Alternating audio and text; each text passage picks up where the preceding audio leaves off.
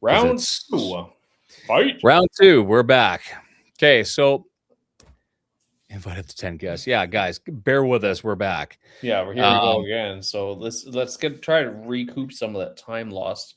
Yeah. So yeah, back to Cuba. I mean, I loved Cuba, and I remember going with these guys, and again, small town guys that were there. And I remember one of the guys who had clearly never gone anywhere hot. Yep. He goes, wow, look at the size of that lake. I'm like, that's the ocean. He's like, bullshit. I can see. He goes, bullshit. I can see the other side. I go, that's Miami. Yeah. Like, you're looking at the other side, but that's Miami, dude. This is not a lake. I guess technically you could say it's the Gulf. Yeah, but I mean, It's bigger than a lake, though. It's bigger than a lake. And what was interesting is we were there and we drank the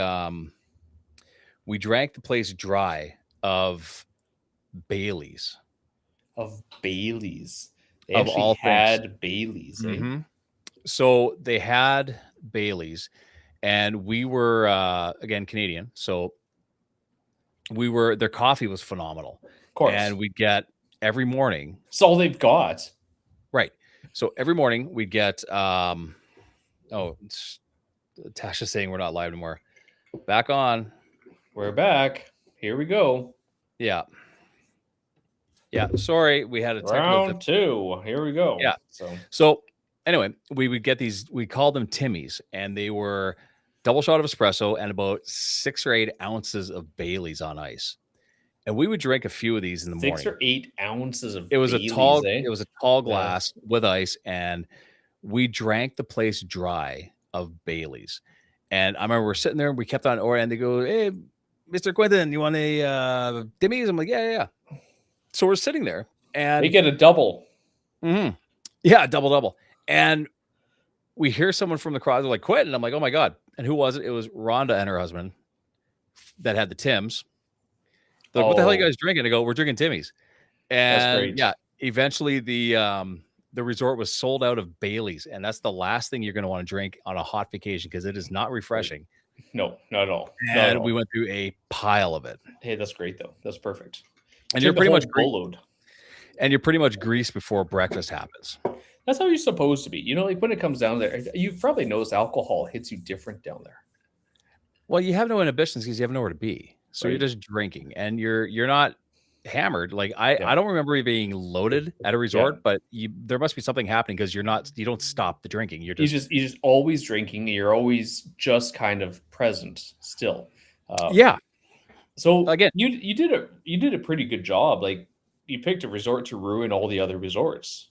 You know, you set the bar pretty high, right? It was called the Paradisus Veradero, and it was absolutely beautiful. And I do remember getting hey Pebbles, Jay was away and life was happening, and we're getting back into our groove here. That's like freaking Fridays, like. What was it? 2 weeks ago, it was my daughter had her performance. And then last week, my son went and got married. Yeah, congratulations. You're a father-in-law. I am one step closer to being a grandparent, right? You are. Oh, you are. Right? So if you want something that's expensive nowadays, go to Vegas. It's not cheap. It used to be the cheapest place to go because it would have been a... you could fly down there for like $85, and then the hotels are about $55 a night. Yeah. And they assumed you're going to spend all your money at the casino. So it cost for us to get down there when I bought the tickets. The flights and hotels was $1,000. That was 3 nights. Mm-hmm. Okay. I'm like, that's pretty good. But then you got to pick your seats, right? So it's another. Well, I was with my wife, so probably. My wife wouldn't like it. So it was $200, right? So I'm like, okay, whatever. It's $200, not a big deal. When we get down there, we're checking in. And they're like, there's a resort fees of $50 per night American. Of course it is. Like, yeah, of course there is, right? Next day, we're like, we need some breakfast. Let's make some coffee. They don't give you coffee machines in those rooms anymore down there, right? Really? They don't give you coffee machines. So here's my thing about coffee machines and hotels, and I will die on this sword, or on this hill. I hate the idea of using a coffee machine in a hotel because guaranteed that son of a bitch has not been cleaned ever. ever, Ever. Right. ever. I'll go walk down and grab a coffee. Okay, but that's what we did. Okay, we walked into this place. We're at the Paris Hotel. Walk into this restaurant, and my wife's in line. I'm looking, I'm squinting because I can't read the writing because Hey, polar it's American, right? American's bear. right different. And Yeah. I looked at her. I was like, "Nope, we're leaving here." She's like, "Why?" I said, "Because I'm not spending $10 American on an Americano." Yeah. Come on. You spent $200 to sit next to your wife I on a was like, date. "Holy jeez!" So we went over to Starbucks. Okay, so we had those egg white bites that they have there. Have you seen Yeah. those? Yeah, yeah. Yeah. So we're like, okay, this will be safe to eat, low carb, so you don't wreck your gut. So she had two and I had two, like one Yeah. order each. Okay. And she had a latte and I had an Americano. How much was it? I'm going to guess it was more than the $10 for each Americano. So you So probably spent $25 on that. it was in total $45 American. Son of a bitch. You know what? Here's the thing for that price. I remember going for breakfast in Vegas Yeah. to they're all tall buildings, but it was, I shit you not, chicken and waffles. Yes, so good. And it was, the chicken was stabbed through the Yeah. waffles with this Yeah. big knife. Yes, And it was yes. just a pile of regret. And I bet you it was But like wasn't it? $30. It was delicious, though, right? Oh God, I could just hear myself getting fatter. Yeah, And absolutely. Just hear the cholesterol going up by but how the the hell drop. is chicken and waffles is a breakfast Uh-huh. Yeah. in the States, and I don't understand that. And yet when you have it, you go, "Okay, that was I worth get it. That was I pretty good. get I it. get it now. I get I it. I get get it. it. It's really I get good." it, but Like I also know why there's a lot of electric scooters going through Walmart, right? We know why there's so many coronaries down in that country, right? Yeah, and It's heart surgery is not free. like, Jesus. Jesus You buy Christ. 3, you get a free heart attack, so it's no problem, right? After your second bypass, you get a new kidney. Yeah. So they're building a new hotel down there, okay? Of course they are. It's a Hard Rock Cafe. Okay. Is that because they tore down the Mirage? They and tore it's down probably the going there. Yeah. Mirage is still there. No, It's you're right. closed It down. is gone. Treasure Island, I was thinking. Mirage is gone. Okay. And they're building this new hotel. And we're looking at it. It's like round almost. We're like, what the hell are they doing? Right. So we asked a few people and we said, like, what's that? What is that? Okay. And apparently it's going to be the tallest hotel. Sorry, I lost you there. They're building fine. they're building the tallest hotel on the strip right now. Okay. It's a Hard Rock Cafe. It is a fucking guitar. Of course it is. So what we saw, the round part was just the body of the body. guitar. Okay, that's It's cool. like, oh, that's really cool, actually. You know, Vegas is the place where cool things happen, and I remember one of the best experiences we had. Like Kelsey and I, we went there with Jeff and Greg Right. a few years back, and we did the Saw escape room. Oh, I did see that there, or maybe it was there's a ton of them down there. So, But this thing, yeah. you go there, and first of all, here's the address. It's in the industrial part of Vegas. Right. Now, this thing is licensed by Lionsgate, so it's a legit Saw. You feel like you're So it's in the gonna be movie. good. It's gonna got be good. everything, right? Yeah. You're going through this, and it's the same traps and all the shit. Yeah. And you show up, and there's a security guard. It's a gate. It's a fenced in. It's an old meatpacking plant. Oh no, that'd be great. Right. So you go there, and it's a security guard, and there's Yeah. this black dude named Shady, and he's your security guard. He goes, Was "You he guys are here?" slim? Was he you a guys are slim here? guy? Right. But he goes, "You guys are here for the tour?" I'm like, "The tour?" So he's an actor, Yeah, of clearly. course. Yeah. And he takes you in, and suddenly you're in the middle of this thing, and you have like there's one of the rooms, and you have to get through a panel of a bunch of these rooms to get out, Right. and they are not easy. Like, and you're in a group, and like now I'm wondering, Yeah, is yeah. everybody with us an actor as well? Oh, you never know, eh? Because they're strangers, and turns out one guy is, Okay. which is great. But Yes, makes talk more about real. a cool experience. But like, there's one where you have to lock the person in the furnace. in a Okay. boil, and for the black light to turn on inside for them to see clues to get out.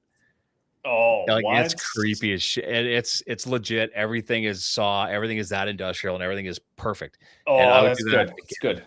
Yeah. But no, it's I love Vegas. It's cool, but I can only do it so many times. But there's a lot to do there. And I will completely say the gambling is it wasn't as busy when I've been down there historically. There was a lot of empty seats in No. the slots, right? but the cost of food has like there's no more buffets No, anywhere, right? no. And I was looking at the menu of this one Chinese restaurant. Mm-hmm. Yeah, that's all you Gotta got? get it going. That's all you That's got? all. Yeah, I'm that's it. just. I love that you're keeping it real. Supporting my family. So it was Do you get a Cantonese actually. So it was do you get Cantonese. do you get a discount? Oh God, I wish. So there was this one. You know what abalone is? Sounds too fancy for me to know. What it is? It's a type of seafood. Okay, and it's quite good. It's quite expensive. Okay, so I'm looking at it, going, oh hey, well that'd be really good. $475 for the plate for the dish. Does that include the fishing trip to get the fish? Holy jeez. It's Jesus Christ. it's one of those things where you get hedge fund boys just putting in their expense fund, right? Well, here's the funny thing. Vegas is expensive no matter what. And I Yeah. remember actually, if I could take Kelsey anywhere that Yeah. I've been, I'd take her to Manhattan because that was probably the coolest thing I'd ever done. Oh yeah. I And imagine it's not cheap either though. it is if you get off the main drag. Like Right. I remember going there and like if you wanted to buy a cookie next in Times Square, the thing was like $10. But if Yeah. you went literally 2 blocks off of Times Square, Yep. I remember going to this Mexican restaurant and it was appetizers, it was drinks, it was full meal, dessert, and the bill for 2 of us was like $80. That's okay. Yeah, you just have to not be right on the strip. Yeah. But I Yeah. remember we had a buddy who was down there and he's from Dauphin originally. He lives in Africa and he happened to be in New York the same day we were. Right. And we did Dauphin Premix, which is where you buy a bottle of rum. Right. Everybody buys a bottle of Diet Coke. So You guzzle a bunch of it. You said he was in Africa? He lives in Africa. Yeah.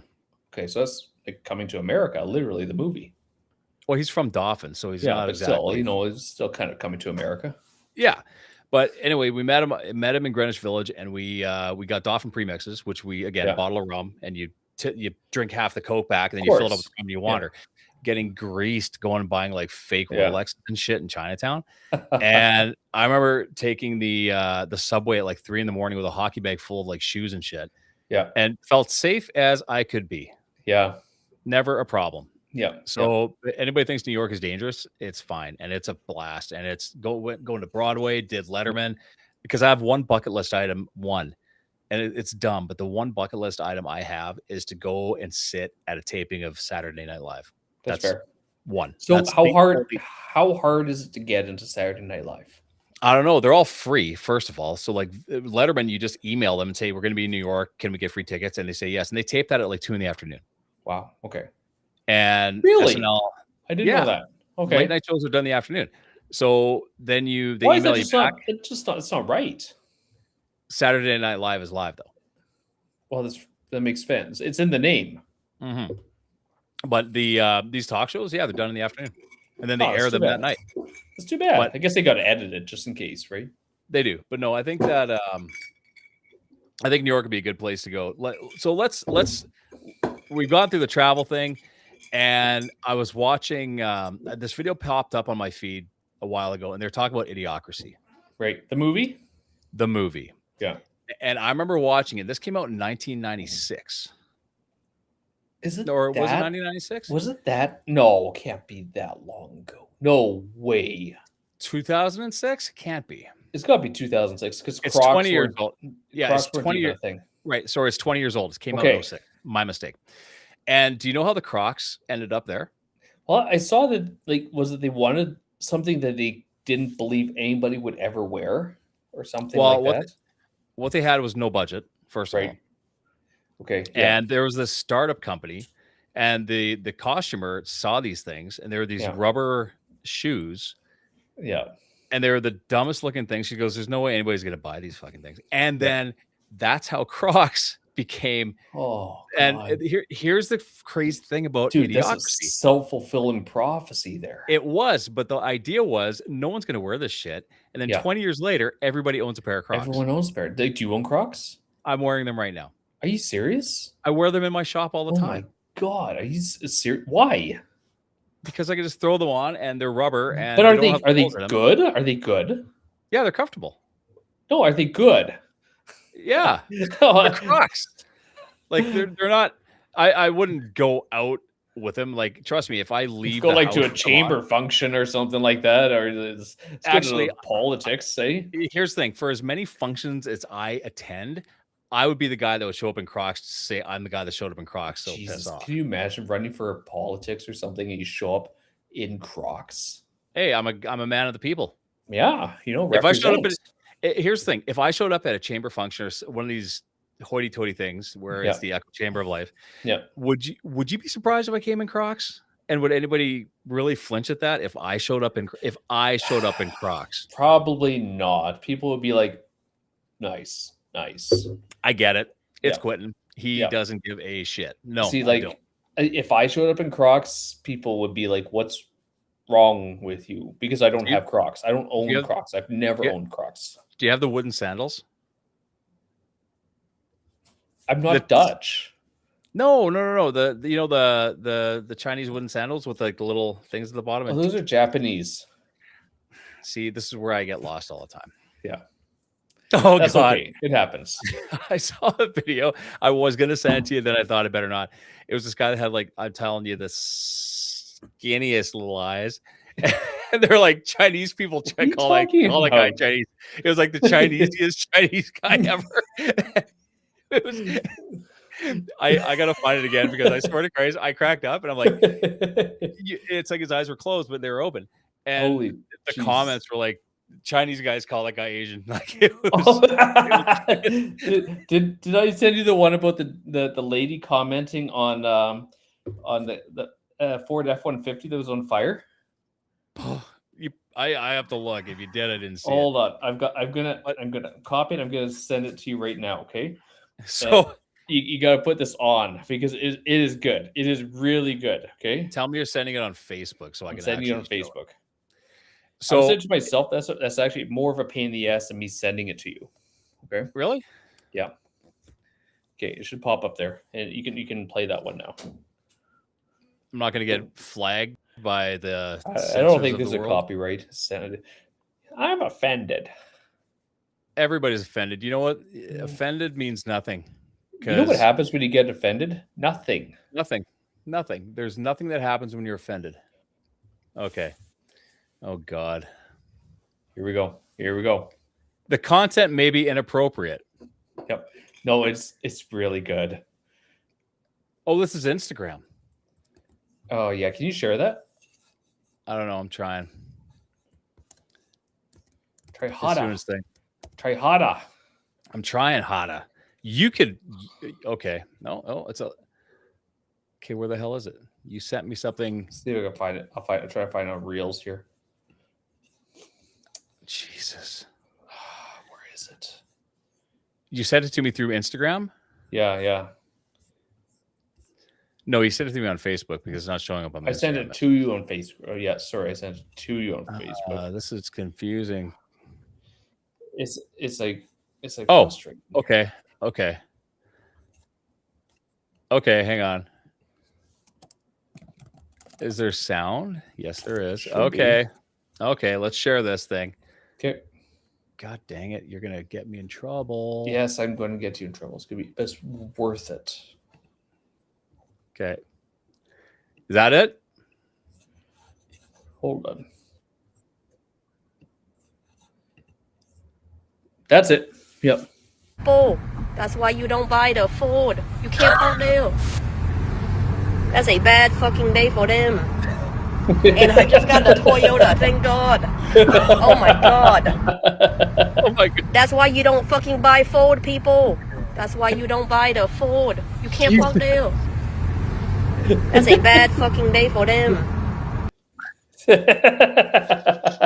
not even Chinese. Okay, I get that. I dig it. She's quite not Chinese. She's most Chinese white chick I've ever seen. They should redo white chicks with a couple Chinese guys.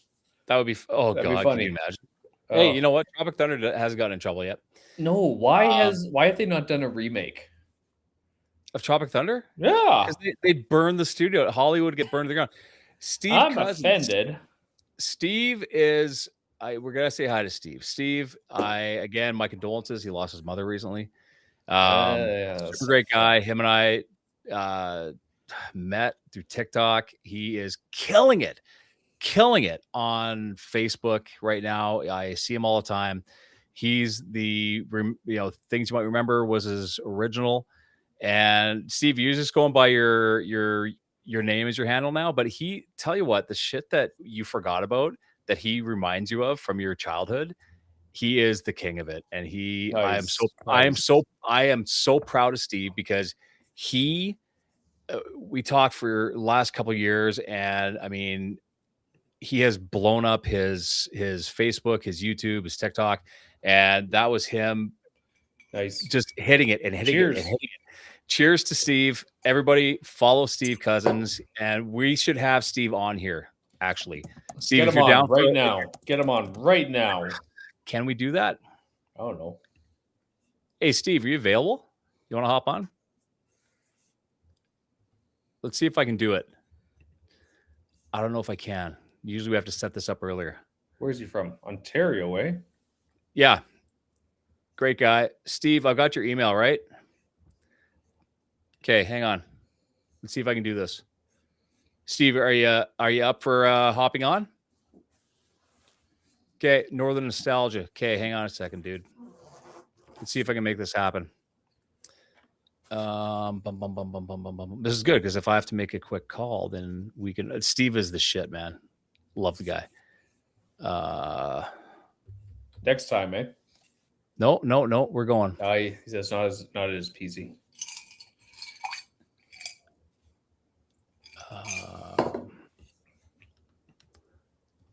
Steve, I just sent you something on Messenger. If you can find. Oh, next time okay, next time we'll do it. Not at your PC. Okay, we're gonna do it, and we need to get Steve on because he's and you know what? You talk about a guy with a heart of gold, man. He has been consistent with this. He's the guy. If you, then you know what? Let's set it up for next week. We'll all do one together. But this is an example. Steve is a great example of if you want to grow on social media, grow on all these platforms, consistent. Like I had things like, I was going through the whole process last year. So I really fell off with the social media thing, and I'm about to hit it hard, and people are going to hate me or enjoy it. And that's fine. That's the thing though. It is really hard. The consistency is what's really hard. The problem is, that I've got my plan is to have one part done, and bang, and the one part is done, and then the site's getting built, and we fire off from there. But you have to be able to put the time in, and it's for me to bang off 10, 15-minute episodes or to bang off 60-second things. It's a couple hours easily. That's the thing. It is for whatever reason, it is not easy to do it. I mean, and it should be, because it's not like you're doing. It's easy to put something out quick and easy, but it's just taking that time, that dedicated time to sit down and do it is freaking hard. It is. It's frustrating. And life gets in the way, right? And like, again, Steve losing his mother, 100% understandable. Myself, in the process I was going through last year, I had to back away for reasons because I had to make sure I wasn't saying the wrong things or whatever. But absolutely, And this is where I'm a huge fan of Gary Vaynerchuk, and you are your brand. You are. Everybody here has the ability to do it. But let's roll back into what we were doing, because let's talk about the idiocracies of things. Let's talk about how crazy shit got. Here is some of the things that happened with Idiocracy that have turned out to be reality now. Pretty accurate. Yeah. So entertainment, that's not exactly Shakespeare. Back when the TV show, do you remember the movie? Oh God, vaguely. I remember electrolytes were a big thing. Brondo. Brondo's lights. They literally had a show on Idiocracy called "Ow, My Balls," and now we've got platforms with people falling off things, eating Tide Pods, doing challenges that you would have gotten grounded for. Of course we do, because why wouldn't we nowadays, right? But what do we have first, Jackass or Idiocracy? Pretty close to being the same. Probably pretty close to the same, yeah. Like Jackass was pretty crazy popular. Well, in Idiocracy, we have the decline of common sense. Yeah. And in Idiocracy, society forgot how basic stuff worked. What has happened to us? Here we go. We're there. What has happened? Leadership that feels cartoonish. Back then, a pro wrestler turned president. Now, it's a reality TV star, right? Let's just say it didn't go far out. It didn't go too far from there. Well, okay. So I asked people, buddy. Steve, whatever your time is, we start at 8 o'clock here. So if we can roll, we'll talk, Steve. I'll give you a call this week. Okay, we'll get it done. So the thing is with Trump, okay, like I would ask people, what did Trump do before he became the president of the United States? And people would be like, he was a billionaire, investor, entrepreneur. I'm like, no, he was a reality TV star. Well, and I mean, he had a couple little shops that he was running. He had a couple little stuff, but like if you've ever seen his shows, like Trump Plaza in Manhattan, they said it was symbolically built exactly like him, glitzy and pretty on the outside and cheap to the core. Yeah, that makes sense. Well, and the problem is we have this somehow we've turned ourselves into a really shitty reality show. 100%. This whole thing was corporate everything. Remember in Idiocracy, Costco, you could get married there. Yep. It was the thing, and mega brands are running the world. You think you could 100%. Get married in a Costco if you wanted to? Dude, people have gotten married in a McDonald's. Wow. I bet it didn't last. Bet it didn't last. But it's hard to break up with your cousin. Yeah. Gonna be every year. You guys still gotta see them at Christmas, right? So, I gotta see them at Christmas. Hell, Thanksgiving. You gotta keep this thing rolling. You cheated at me with my brother. Yeah. Right. Science versus my cousin said on Facebook. That's true. Back then, people are arguing with experts using vibes and confidence. Now we're all in the comment section where someone has a cartoon avatar is debating a PhD like they're equals.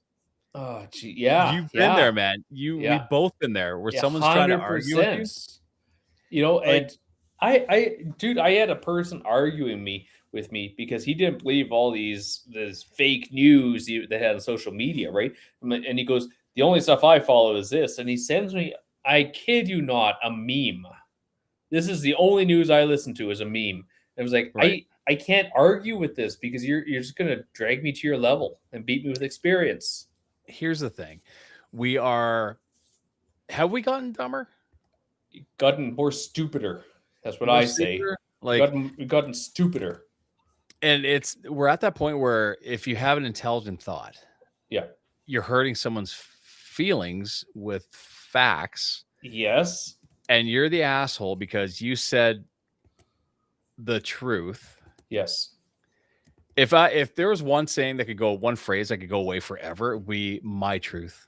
This is my truth. My learned or lived experience, right? My lived experience. I'll tell you what, whatever your truth is, if you're underwater, you're going to drown. I don't care if you think you can, if you think you can breathe underwater, because that's your truth, you're still going to die. Yes. Like, I got in a fight with a lady because it's not that hard on social media because so we were talking about the gym, okay? Yeah. And I said, and this lady was saying, I go to the gym and I'm all the men are just staring at me and checking me out. And she was like a very and she said in her own she was a plus size woman and all these things. And I was like, so I just said, respectfully, I've been in the gym. I can guarantee you that the guys are more interested at checking themselves out. They're looking at themselves in the mirror than you. You don't really have anything to worry about. And of course, a white knight girl jumped on there and said, "How dare you, sir, invalidating another woman's lived experience? You used to be. I would have followed you, but you're a terrible human being." I was like, okay, what the hell? You know what? And that's where you got to get a thick skin and it's true for you, for me, for Steve, to get up on social media and just say piss on it. Because the people that are out there, unless I know you, if you don't know me well enough to DM me, if you don't know me well enough to have my phone number, then your opinion does not matter to me. Not at all. But you can't help feel a little bit really, this is incredible that people are seriously taking this that seriously. I think that I spent too much time bouncing in bars where people get up in my face, and I'd look at them with just through them, be like, "What? Please do whatever you're I gonna do." I think I told you that I posted something on social media once, and I was getting death threats from it, right? So Yeah. I had checked out this guy, and he was like, I don't know, he was like Dominican, lived in there, and he's like, I'm gonna come over here and like unalive your whole family. And I was like, you're gonna come to Manitoba? Like, I'll meet you outside. Say, tell you what, it's 40 below here. I will pay Yes, for your flight if you can walk across my street. absolutely. I'm more than Please. happy to meet you. You get started without me, and I'll be right there. Exactly. No, I think that we've got things that are the society has changed in a sense, and that's where I encourage everybody to watch Idiocracy if you've never seen it. The thing lost money. It only came out in like Or you 100 theaters in Texas. or you just watch the And news nowadays. well, but they buried it because they didn't. Mike Judge did it. He didn't think this was going to go anywhere, and it was going to Was piss that off all the Mike people that he Judge? mentioned. Yeah, but you have Costco. Here's the Costco level. You could get your law degree in Costco. Yes. Idiocracy. And how many courses and degrees can you get on Facebook right now? Sign up for this course and you'll be an AI expert. Sign up for this course and you'll be whatever. I'm guilty of taking courses, but I'm also the guy that vets them and filters them like crazy. Right. Absolutely. Like just because I've taken a bunch of courses does not give me a PhD in anything. No, I'm just learning it to understand how to use it. And I'm going to say that also that's also true with anybody there in academia. Just because you've taken a few university courses doesn't mean you're an expert. Well, there you go. Anti-expert culture. In the movie, people ignore experts because that's just your opinion. Where in real life, we've all watched someone argue with the mechanic, the doctor, the scientist using nothing but confidence and a YouTube video. Yes, absolutely. And like that's the thing, right? No. Have you seen Painkiller? I haven't. No, I don't know what that is. I'll find it. I'll see what it's like. Everything is a challenge. Society loves dumb entertainment. We've had cinnamon challenges, milk challenges, ice bucket challenges, and whatever that thing is where people are stacked milk crates like they're auditioning for a Jackass comedy edition. Milk crates. What the hell is with? I never got that. Right. The rise of mega flavored everything. Mega flavored everything. Jeez. Brondo was basically liquid neon chaos. In real life, we have energy drinks that taste like electric watermelon thunder and snacks that promise extreme nacho blast. Yeah, that is 100% accurate. What are those ones? Are they Takis or Takis or something like that? The name doesn't say what the hell the flavor is. No, you get them and you eat them. You're like, oh, what is that besides like pucker? Right. So it's like Monster energy drinks. Like I'm not an energy drink guy. I'll have the odd one just for reasons.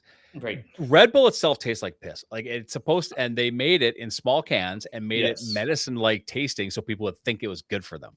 So anybody that's into Red Bull, you got duped. Yes. And what a great plan. It's like Buckley's, right?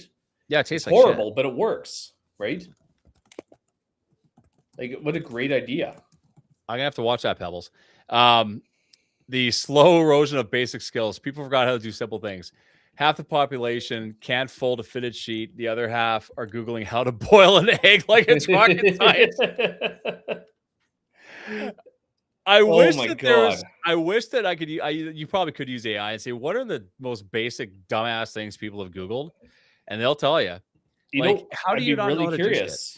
I'd be really you have curious. to use Gemini because it's got all the Googles ever been Googled. Yes, at its disposal. I'm gonna pull up chat. What is the dumbest? Okay. What is the most common idiotic thing? What basic skill people have Googled in the last year? Basic skill people have Googled in the past year.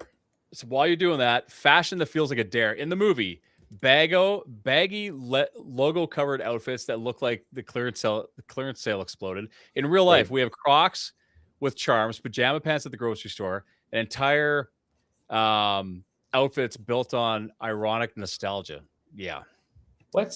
Ironic nostalgia? Ironic nostalgia. So I'm wearing this because it's ridiculous that I'm wearing it. Like Care Bear pajamas at Walmart. Okay.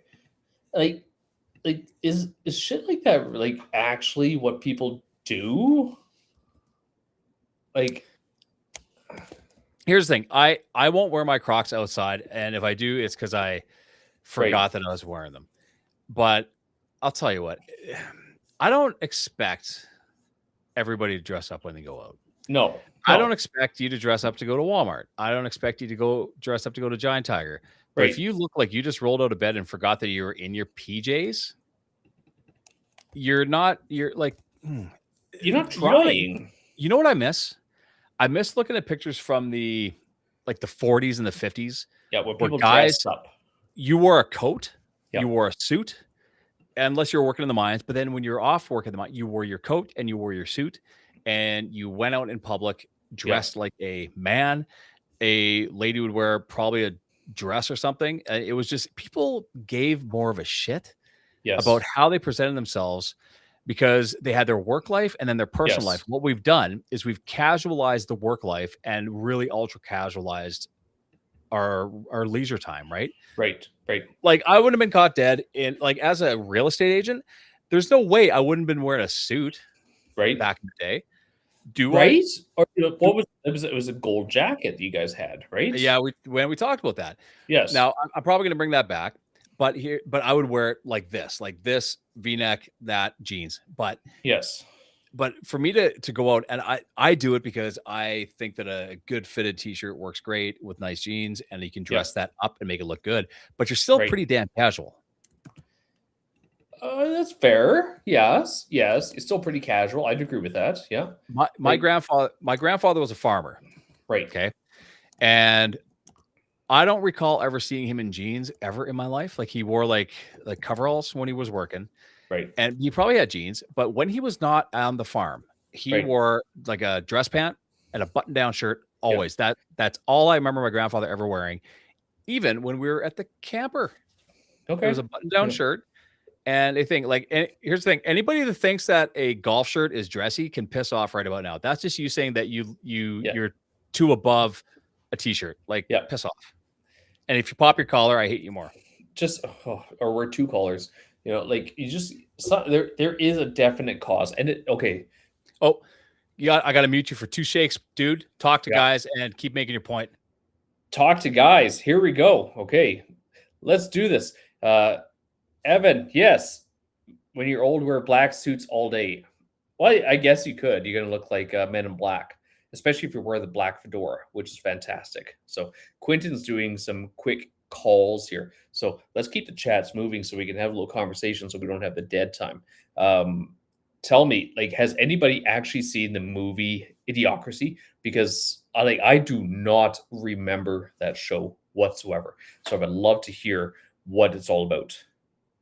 I don't think he's ordering pizza, by the way. Just going to say. So if anybody has seen that show, let me know, because I think it's fantastic that it has mirroring the reality of the situation, right? So that's good.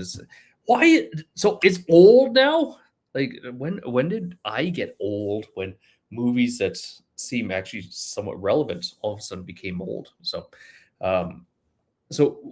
why do we think that Idiocracy has become more relevant? Is it because our world has gotten more insane and more crazy? I mean, we see it. We see a lot of the insanity, especially when it comes to certain leaders, I guess we should say, where things just don't seem to make sense. They don't seem to razzle up, right? So it's an odd thing, especially nowadays. We've seen the craziness that everyone is dealing with on a regular basis, especially with, our good friend down south of the border. So 20 years is a long time. 2006 was the release year. So I guess, to be fair, that's fair. So that was released when I was 20, almost 28, which is a depressing thought process, right? So that was a long time ago. And where have movies gone since then? Can somebody tell me the last good movie that has come out since that time frame? Because we all know the classics. We got the Lord of the Rings, or we got the Matrix, we got all these great movies. My family's upstairs watching Pirates of the Caribbean, which was as far as I'm concerned, that movie was like masterclass in creating an amazing story and an amazing movie. But nowadays, we seem to get movies that tend to be a little more, I guess, preachy, or they turn into Marvel movies where it's like, oh, we got to save the world and the universe again, as opposed to, any real storyline that's, again, just changing the world and trying to make everything better with some sort of social dialogue, right? But I'm just ranting on that one there. So anybody, tell me what you think if you're online, because I'd be curious to see what your thought process is when it comes to movies. Interestingly, I did ask ChatGPT one day because I was bored, and I actually asked it, why are there no movies that are like the old, you'll get this, the old Jean-Claude Van Damme movies, okay, where, like, it's that continual struggle. The person finds out he's not good enough and he gets beaten down and he has to come back and grow and become better to accomplish his goals, right? And ChatGPT was wonderfully philosophical with it. It came out and said, because how society has moved away from these things, and now we're more concerned with telling everyone that we're exactly perfect. You're all that you need to be. You just need to believe in yourself and you can accomplish anything you want, which is kind of what the process has been for kids, where we've been teaching them that, like, you don't need to win. You're going to get a medal no matter what you do, which is really too bad. So The Interview, that was one of the more amazing movies. I do not like, who was in that movie. It was Jim from The Office. Like, I can't believe they got Jim from The Office to play, to be in that movie, to be Kim Jong-il, was it? Or Un, one of the two, right? But I would agree with you, Evan. It was probably one of the most entertaining and controversial comedies I'd seen in a long time, and absolutely ridiculous, also but the same category, right? Because it made no sense. And on the other side of things, completely made sense. But sadly, James Franco, he's like, yeah, finally One he got more it. second. So one more second. Keep talking. One more talking. second, guys. One Talk to Jay. more I have second. to do this. So- I'm going to make someone's day with their. What happened was, I'm in the middle of a deal, and someone's about to be very happy. So I need to call someone and say congratulations. So, Jay, keep talking. There we go. So what happened to James Franco? Like, he's like totally canceled. He's not there anymore. Like, he's just gone entirely. And his younger brother is actually the one who's kind of catching more flame and more excitement with the whole movie industry. What was that movie they were in, The Studio, or the TV show The Studio, with where they had Seth Rogen and the other. God, who was the other Franco? Somebody tell me who the other Franco is. That was The Studio, I think, right? TV show, because it's the other Franco brother, right? Dave Franco. He looks just like him, but he's funnier and has more energy, which is great. Because James Franco he's totally just not in Hollywood anymore. It's too bad watching some of these guys kind of, who were incredibly funny back in the day, just kind of cave to some of the worst habits you could ever imagine from a person and just spiral into mediocrity. It's too bad.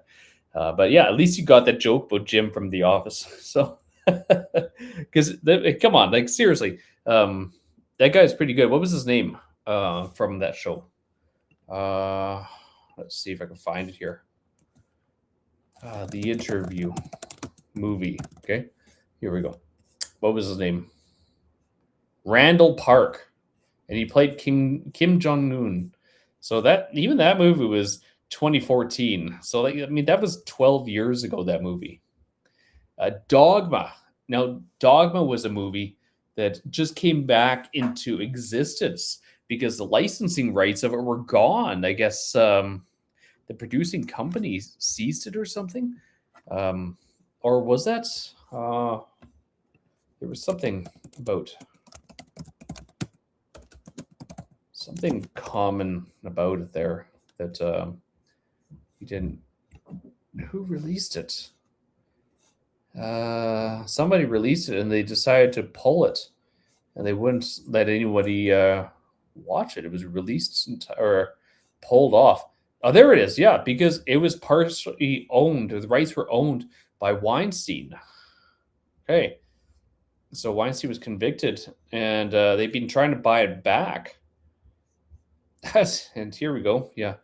Smith publicly said that his movie about angels is owned by the devil himself, which is not far from the truth, right? So, but I think they just got it back just recently. Announced he licensed the home rights to Lionsgate, the film's original theatrical distributor.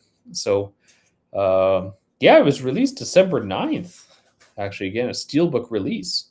So, I mean, if you like that movie, you should go get it. I don't know where you'd buy a DVD nowadays. So if anybody has a bright idea on where to get that sort of thing, that'd be wonderful too. It used to be like, I guess Amazon's the only place to buy these things now. But yeah, Dogma was a movie I saw when it came out. Like it was before 2000. So, hey, Quentin's back here. I'm back. The topic changed a little bit over to Weinstein. Here's the thing. Dogma. We're talking about Dogma. Dogma. Yeah. Dogma is one of my favorite Kevin Smith movies. I'm a huge fan of Kevin Smith. Evan, you've been in my shop. I met Kevin Smith last year. He's probably one of the greatest guys you could ever meet.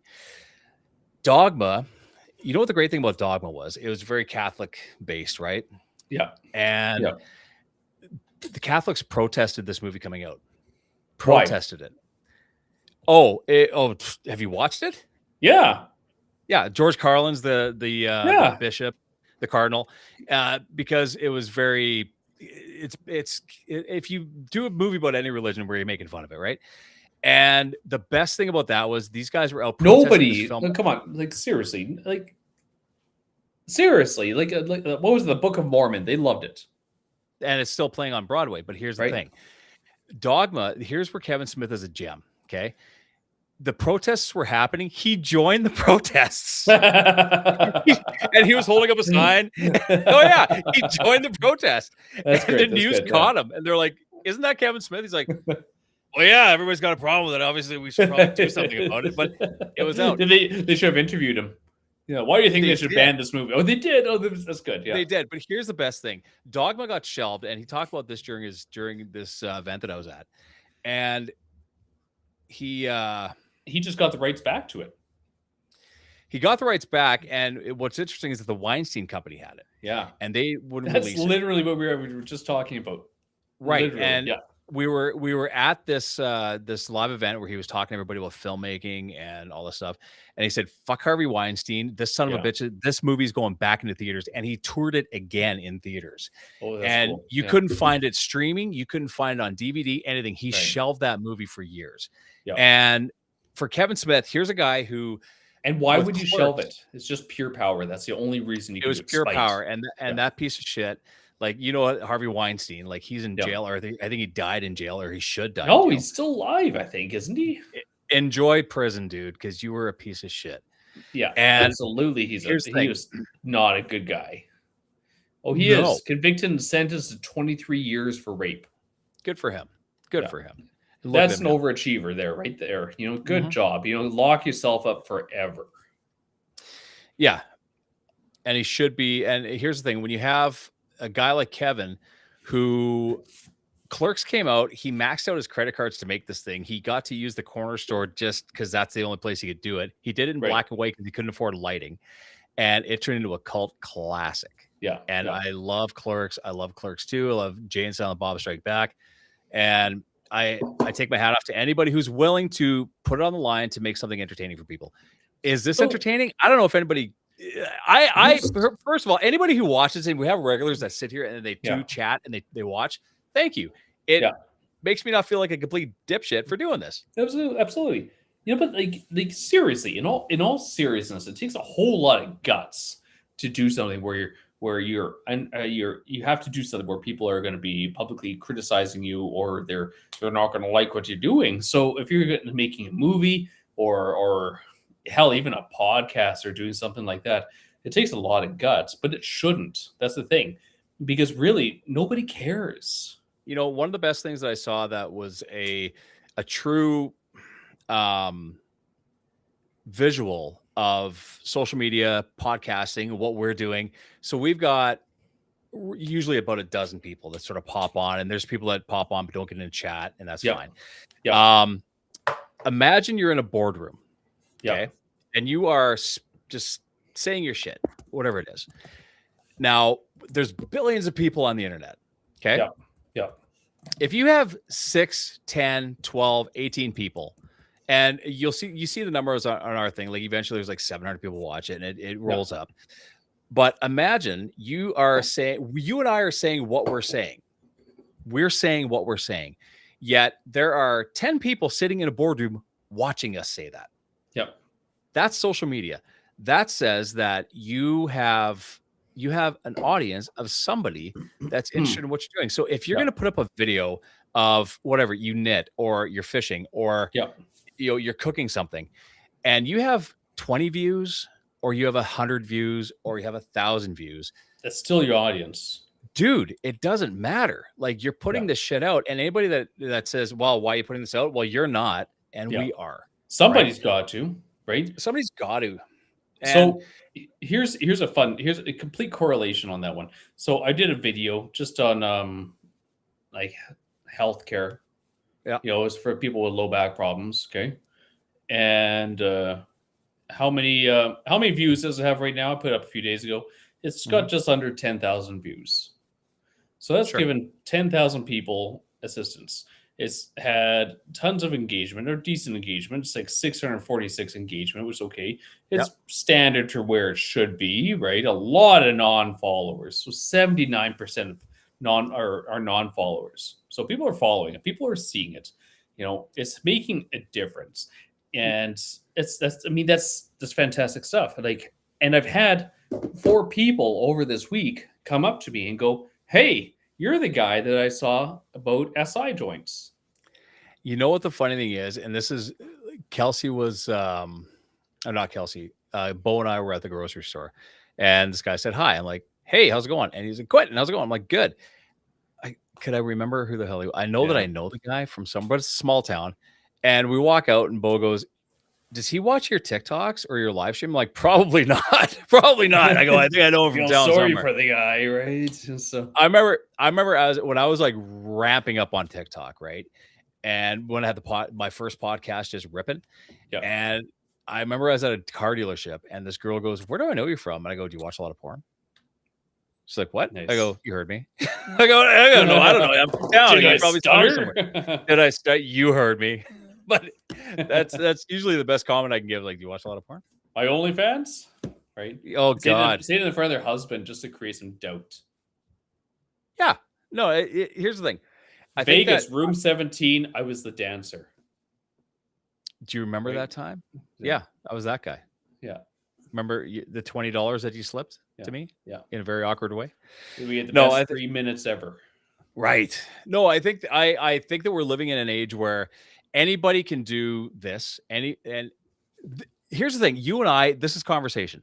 And the reality is we have people that are joining us to watch us have a conversation. About whatever the hell we decide we're going to talk about today. And they sometimes get to I feel sorry for them, right? So really do. I love every one of you guys, and I am grateful that you're hanging out with us. Thank you for somebody for watching, because it's just not a common thing that people tend to watch these sort of things. There's a lot of stuff you could be doing on a Friday night. You should almost be going out and doing it, right? I do think we got to pivot to a podcast where they can just download and listen to it whenever they want. I think that's better. We should do that We should do that at some point in time. So that is our plan. That is our plan. I've got a few people that I've got to get onto a podcast. So, and I've got some guys who want to hop on a podcast too. So we either we tag team them, or that'd be fun.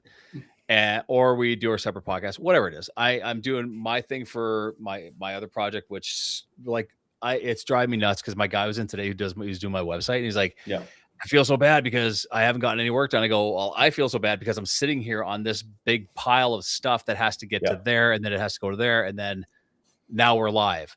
But yes, it'll come. It'll come. It's going to be, you know, the thing is, like, I'm curious, like, if we separate do podcast, more something content. else, separate podcast, fantastic. You know, Sure. if we're going to do more content, it's always good.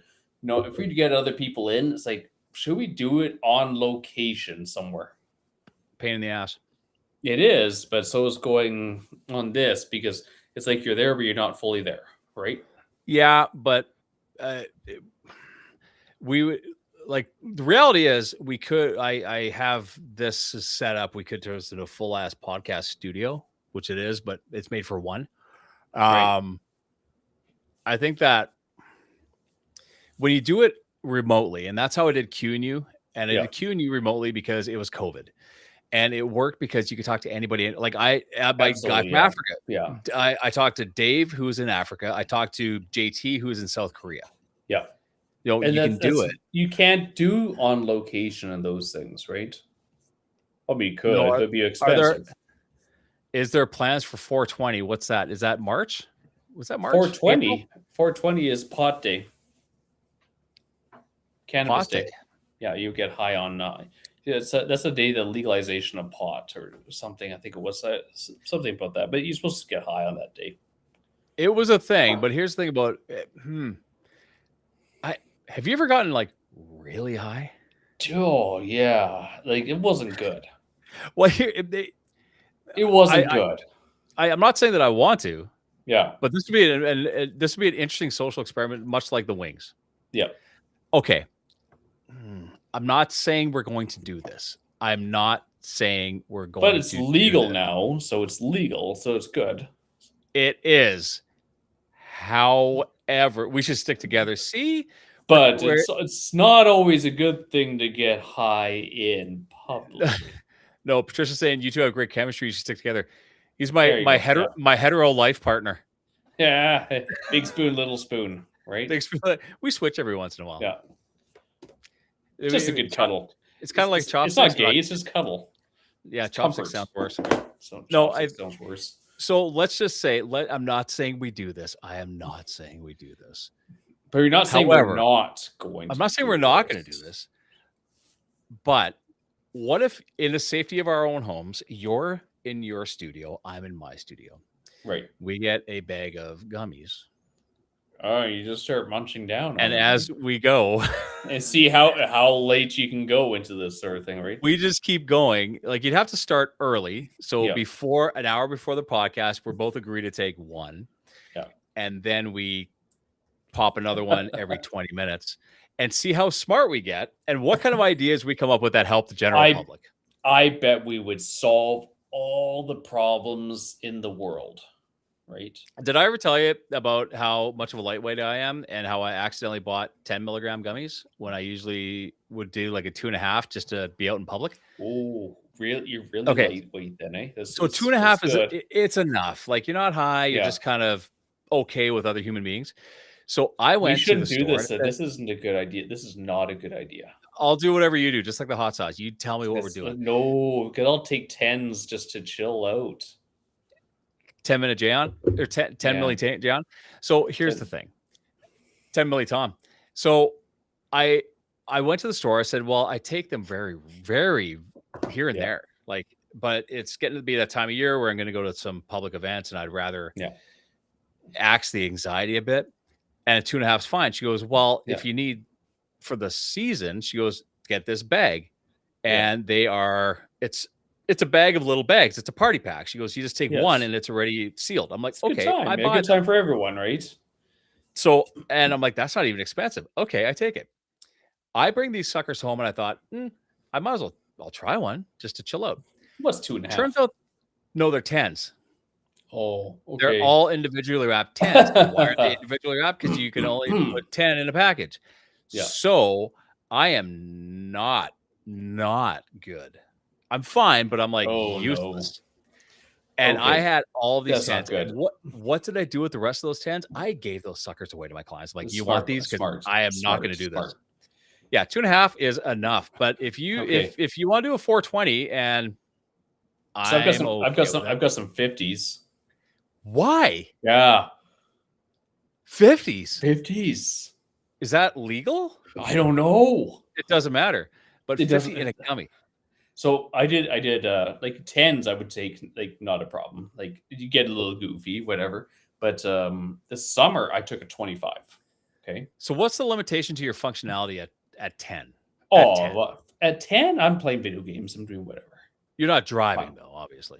I wouldn't. No, that'd be irresponsible. Like, that just wouldn't be a good idea, right? No. Because you just don't know how it's gonna hit you. But 25s, dude, it was a day. My whole day for 24 hours was bad. How do you function? Like, here's my thing. I am not against weed. I'm not against booze. I'm drinking bourbon right now. Yeah. My question is, if you can't really even count at a certain point, that's too much. Okay, so this is what it was like. It would be like, oh, hey, beer. I like beer. I'm gonna drink this beer. Drink it. Yeah. Put it down. And then I keep talking, and we were just having a good time. Oh, hey, crap, there's a beer. Where'd this come from? I like beer. Drink it. Put it back. And you keep talking, and then you start realizing that, oh, hey, crap, there's a beer. Where did that come from? Oh, all day. All day. See, so this is the funny part, okay? About a month later, I told my wife, and like, we were talking, I was like, I took this 25 milligrams. It cooked me for a full day. I had no short-term memory. I gave her that whole little thing with the beers. And she goes, when did you do this? I said, like, it was on Saturday. She's like, I was with you every weekend. I'm like, I know, man. I know. Freaking out, Like, remember when we weren't arguing that weekend? That was the one. I was like, whatever, dear. She was like, how did I not notice? I'm like, I don't know. I was dying. I was like, oh my God, she's gonna find out, And the thing is, when it comes to that, you can't, like, I understand with a bourbon, I'll have one or two, then I'm like, okay, I'm good. Yes. Problem with the weed is that I don't know when it hits me because there's no buildup to it. It's just suddenly you're done. Useless. Maybe I need a hobby. Is that my problem? Maybe. So could you imagine doing this podcast as a hobby? Kind of high? Oh, I don't know. Like, have you ever used like the oil spray that goes under your tongue? No, I am the lightest weight. Have I smoked weed before? Yes, but not. Yes. I've never experimented enough to say. We stay with smoking. It's so much easier, right? Because I used the spray once, and I was like, I use 2 sprays, and like, it's good for chill. And one day I'm at Clear Lake, and I do 2 sprays. I'm like, I'm fine, I'm chill. So I go into town, and then all of a sudden it hits me. I'm like, I'm done. Like, this isn't good. I've got to get home as quick as I can, and I passed out. So you just don't even know what's going to do sometimes. Yeah. And again, not that it's paranoia, but I like to know that I'm kind of like, I like to know when it's going to end. Maybe that's the problem with gummies. I don't know when this is going to finish. I know that a whiskey will last in my gut for about, I'll be fine in half hour or whatever. Yeah. But weed, there's no, I don't know. Your mileage may vary. And you know what, I found when I did that 25, I went to bed because I was like, I've got to get over this, right? Next morning I woke up, I'm like, I'm still on the ride. I want off this ride. I showed you that video with Tom Segura when what's the name gave him 1,000 milligram gummies or capsule. Oh yes, you did. I can't 10 milli Tom. Goes, I can't even fathom it. Like, I don't know. But that guy put 4 in his hand and just popped them, and he went on this day. That's 4,000 milligrams. Dude, you just green out fine. There. He'd be like, done. What? Apparently didn't phase him. He was just doing his thing. People get a tolerance to things, and I get it. You get a tolerance to whatever you do. But I couldn't. The problem that I've got is that, one, I don't have a lot of downtime, and the last thing I would need to, if I had to do something and I couldn't do the thing I need to do, that would drive me crazy.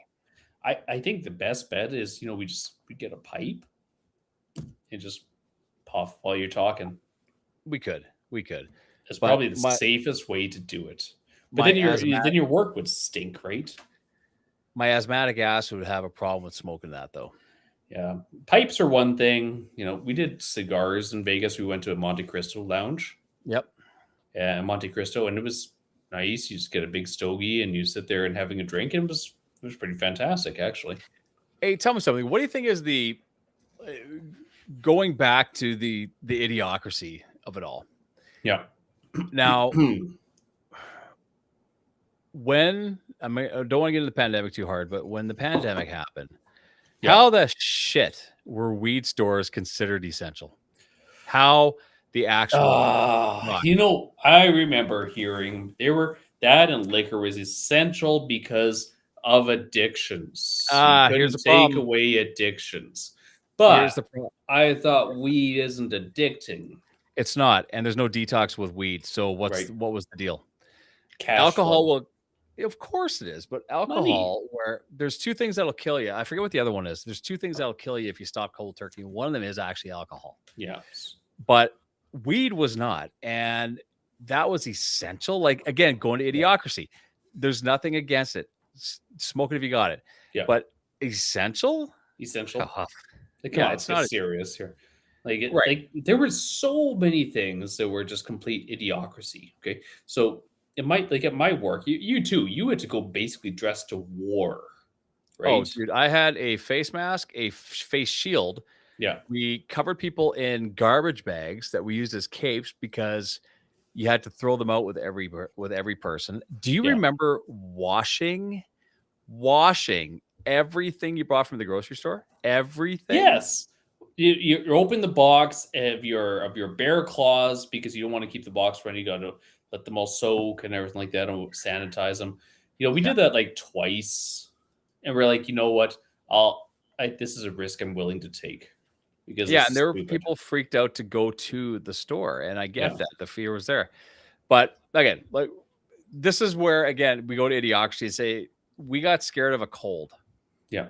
We Do got you remember that time that we took the bikes people out? watched the groceries. The time we took the bikes out during the pandemic, and we're driving down Victoria Avenue or down 18th Street, and we came to a red light and we're looking around and we're like, there's 0 people. Like this is like a zombie movie. Well, yeah, and that had a lasting effect on people, and I think that I believe the longest lasting effect from the pandemic was financial, not psychological. And I think that we had some people are hanging on to it longer than they need to. They still are, yeah. And for what reason? Like I'm sorry, we have nothing but opportunity. Nothing but opportunity. People bitch, they moan. I can't do this. Yeah, you can. You can. Like do you realize that what we're doing right now? What we're doing right now is free. Yep. Free.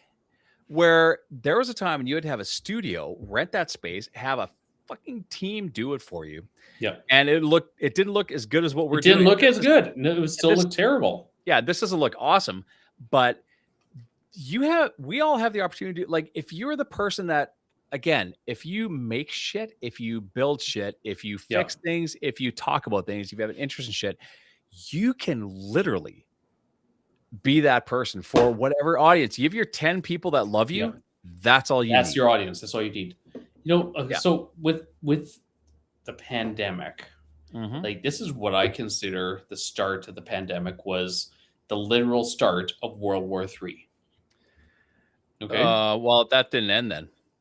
No, it's still going. It's still going because like our current war is content and it is a financial war. It's an intellectual war. It's propaganda purely, right? You know what? When you look at the limitations we put on ourselves, which is there, and trust me, I've been there, man. I've had doubts. I have a lot of doubts. Like I was crushed last year when shit didn't go the way it was supposed to. The way I thought it was gonna go. But you dust your shit off and get going, move, get at it. You just suck it up. You suck it up. But again, Steve's not. I don't think Steve's in the chat anymore if he's watching. But when I tell you about someone who, whether it was doubt or whatever it might be, he pushed through and he didn't stop. He did not stop. We have a problem. We stop. Yep. Well, okay. So let's look at it this way. You are teaching your children to ride their bicycle. Okay. Yep. They fall off the bike. Yeah. Do you tell them stop? Yeah, because you might get hurt. Yeah, I just say quit. Yeah, that's enough. If You're at first gonna you get don't hurt. succeed, stop. Yeah, if at first you don't succeed, just don't even bother trying again. Well, and that's where we've seen this whole shift in society where if the world didn't cater to how shitty you are at what you're doing, Yeah, then the world needs to change so you can do yeah. what you do and it excels. You know how many times I've talked to people who all of a sudden start calling themselves entrepreneurs. Okay. Sure. And they, like 2-3 months in, they come up and they're like, it's hard. No shit. Yeah. Like, well, I didn't think it would be so hard. Like, I thought it'd be easy. It's like, no, it's hard. It's like, well, I can't do this anymore. I'm like, you haven't started. You know, the hardest thing I believe is with his knees are still scarred. Yeah, from falling off the bikes. From falling up. Yeah, right. I've got a scar across my knee that I got when I was like 11, I think. And not that I was learning how to ride a bike, but I fell off my bike in a ditch onto a pallet, onto a rusty nail, which sliced my knee down to the white. Oh, that's gross. Yeah. Yeah, real gross. Where were we? We were camping up at Manipogo with my grandparents. Did you do? Jumped in the lake and rinsed it off. You rub some dirt in it. Where you go? Well, yeah, you went swimming and that cleaned it out. Yeah. And guess what? I'm still alive and I still have my leg and my knee works fine. Yeah, but you lost your hair. Probably came from that. Probably. You don't play video games, do you? Does Pong count? Okay, so there's an old quote in the game that I play. It's I used to be an adventurer like you before I took an arrow in the knee, right? Right. So it's a classic meme right now that just goes on. So because it's one of those things. Like I could have been as good as you, but like I hurt myself and I can't do it anymore. Oh, I could have, but I didn't. Yeah, could have, but I didn't. And that's a lot of people. They're like had their I can't turn into I won'ts, right? I could have been an Olympic athlete, Jayon. Absolutely, yeah. Unfortunately, but pierogi eating is not an Olympic apparently sport. you have to train for it. Yeah, you show up and qualify. Like what? And be good at it. But seriously, you got to really look at it. It's like, how is it some of these Olympic athletes, like, it's so freaking amazing. Like, who thought it would be a good idea to do like ski jump? Just you wake up one day, I'm like, I'm going to do this. You know what I love about the Winter Olympics, and we should really let's talk about the Winter. Why not? We're here, and no one has to be anywhere for a bit. The Winter Olympics, I love. I don't watch any sports. Right. I don't watch any sports. I really don't. I couldn't give half a shit about sports, but we did watch Skyscraper, and my palms were sweating the whole time. Like, son of a bitch. That guy was crazy. But still, like, and I'm sitting there and I look at Kelsey and go, is this what people feel like when like the Oilers are playing? Is this the kind of nerves they have? Because I was so into it and everybody watched this thing. And then the guy gets to the top and he's like holding on by his legs only. He's like, I'm gonna put a little chalk in my hands. He's just sort of hanging there, like the ball, like the stretch in those pants for the balls that guy has. 3 tons, 3 tons easy. So we're watching this, and then the next day you hear people talk, well, look at the footholds he had. I'm like, son of a bitch, the footholds he had? Yeah, it's not a flat surface. 1,000 feet up footholds. Like, it doesn't make it easier. But that is equal to, and this is where I'm going to get into the Winter Olympics. The Winter Olympics, I love the Winter Olympics. Why? Because there's a good chance someone could die doing it. Yes. And when you watch something like the ski jump that you just said, yeah, there's only one way to learn how to do that. Yeah. That's by doing it. So how did they figure this was a sport? Somebody must have just accidentally been like, oh, I'm losing control. Oh, this is where I believe the evolution of the bobsled came, and I can get into that in a second. This could have been So it's Jamaican, I think, right? Bobsled was a Jamaican sport. It makes sense in Jamaica. Yeah. That fits. But here's the thing. This is where you see someone watching the ski jump or watching figure skating or whatever. Yeah. I'm going to use a ski jump as an example. You got some guy that's sitting there with a greasy, you could picture this. Wife beater shirt. Yep. Greasy. Dorito stains. For sure. Dorito stains. Yep. Super mega big gulp aside. Yep. Bag of Doritos here, almost empty, and another one ready to go when this one empties out, so he doesn't have to get up to get the other one. And probably clocking in at 380 pounds. Easy. No offense to anybody, or 500 pounds. Okay. Watching the Olympics saying, well, look, he didn't even tuck. I'm like, dude, he didn't even tuck. the armchair bullshit that happens at the Winter Olympics is entertaining as shit because so many people are experts in sports they would never dare try to do. Absolutely. Yeah, but man, that's like the same thing as like any major league game too. If you're going to talk about Major League Baseball or NFL, NHL, it's like, what the hell? That guy doesn't know what he's doing. It's like, really? Really? I'll tell you what. Apparently, there's a big bowling tournament going on Sunday. I don't know anything about it, but I guess there's concerts and shit happening, and it's a big deal. And we should do that. We should go to, like, I don't know. I was gonna say Tom Petty, but he's passed. Bon Jovi, and be like, "You're not good." Yeah, dude, you are a professional. Like, again, lip sync. People that don't play the sports are the ones that are going to bitch the loudest. And here's the thing: you tell me if I'm wrong. I probably am, but this is how I believe. If anybody's watching still, and there are some people out there, the bobsled. Yeah, this is where I believe the evolution of the bobsled came. The bobsled was happening, and I believe that was first. And then the maintenance guys were up there clearing shit off that night, and someone had a toboggan, and said, "Hey, $20, I go down this sucker on a toboggan." That's where the luge was created. That's fair. And then the next guy goes, "Hold my fucking beer. I'm going face first." Face first. Yeah. Now you got the skeleton. Yeah. The skeleton, the people, like, I've got to say, the camera crew that follows the skeleton, those guys are snipers. So, yeah, they're going they know, but they focus on exactly the right thing. Right? The speed? Yes. Are you talking about the female bobs? I was thinking about the cinnamon buns personally, but that's just me, right? Here's the awkward one. There's one awkward one that I'm like, how Big Spoon, Little Spoon, the two-man luge. They're getting comfy right in there. Don't forget that sometimes when you get excited, you might have an accidental erection, right? So, well, there's nothing between you but 2 layers of spandex. Yeah. And like, are you holding him? Like, I'm trying. I've never. Do you have to adjust before you get in a position? Is it awkward if you've never met your new partner in training? Be like, yeah, this is Gus. He's going to be your guy. Yeah. All right. Top or bottom?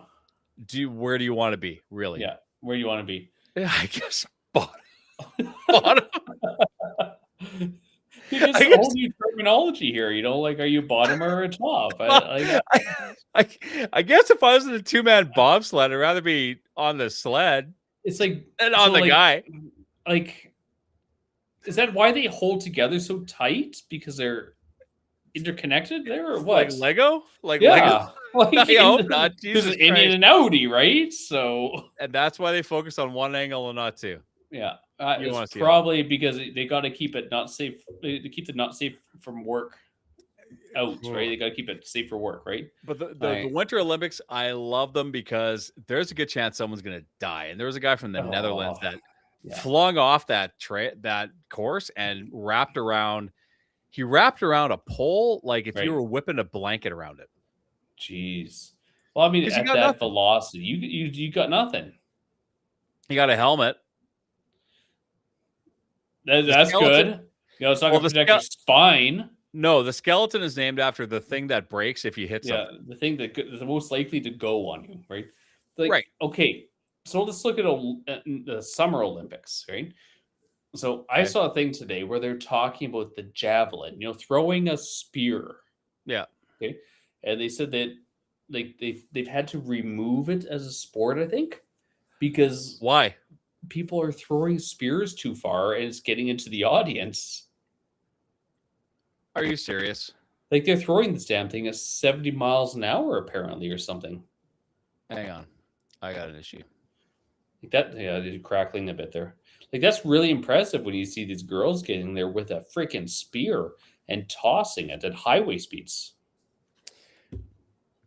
Well, there's certain sports that I can't do. And many of them I can't do. Can you hear me? We're good? Yep. Can you imagine pole? Can you do a pole vault? I would love to try it, but I'm pretty sure I'd skewer myself. How do you get started in that? Well, I don't know. I don't know. Like, there's only one way to train for that shit. like really, that's got to be a really old thing. Like they must have been like jumping over city walls or Why is something. why isn't parkour a Olympic sport yet? I don't know. And how the hell did that become a thing? I think it was, well, you saw the Disney movie Aladdin, right?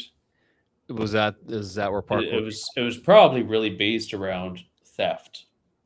Do you have to say parkour while you're doing parkour? Because Yeah, you have to apparently say that's hardcore parkour, right? hardcore parkour. Jesus Christ. No, I think that I love the Olympics because these aren't professionals for the most part. No. And Well, I they mean, as are, professional as you can get, I guess, right?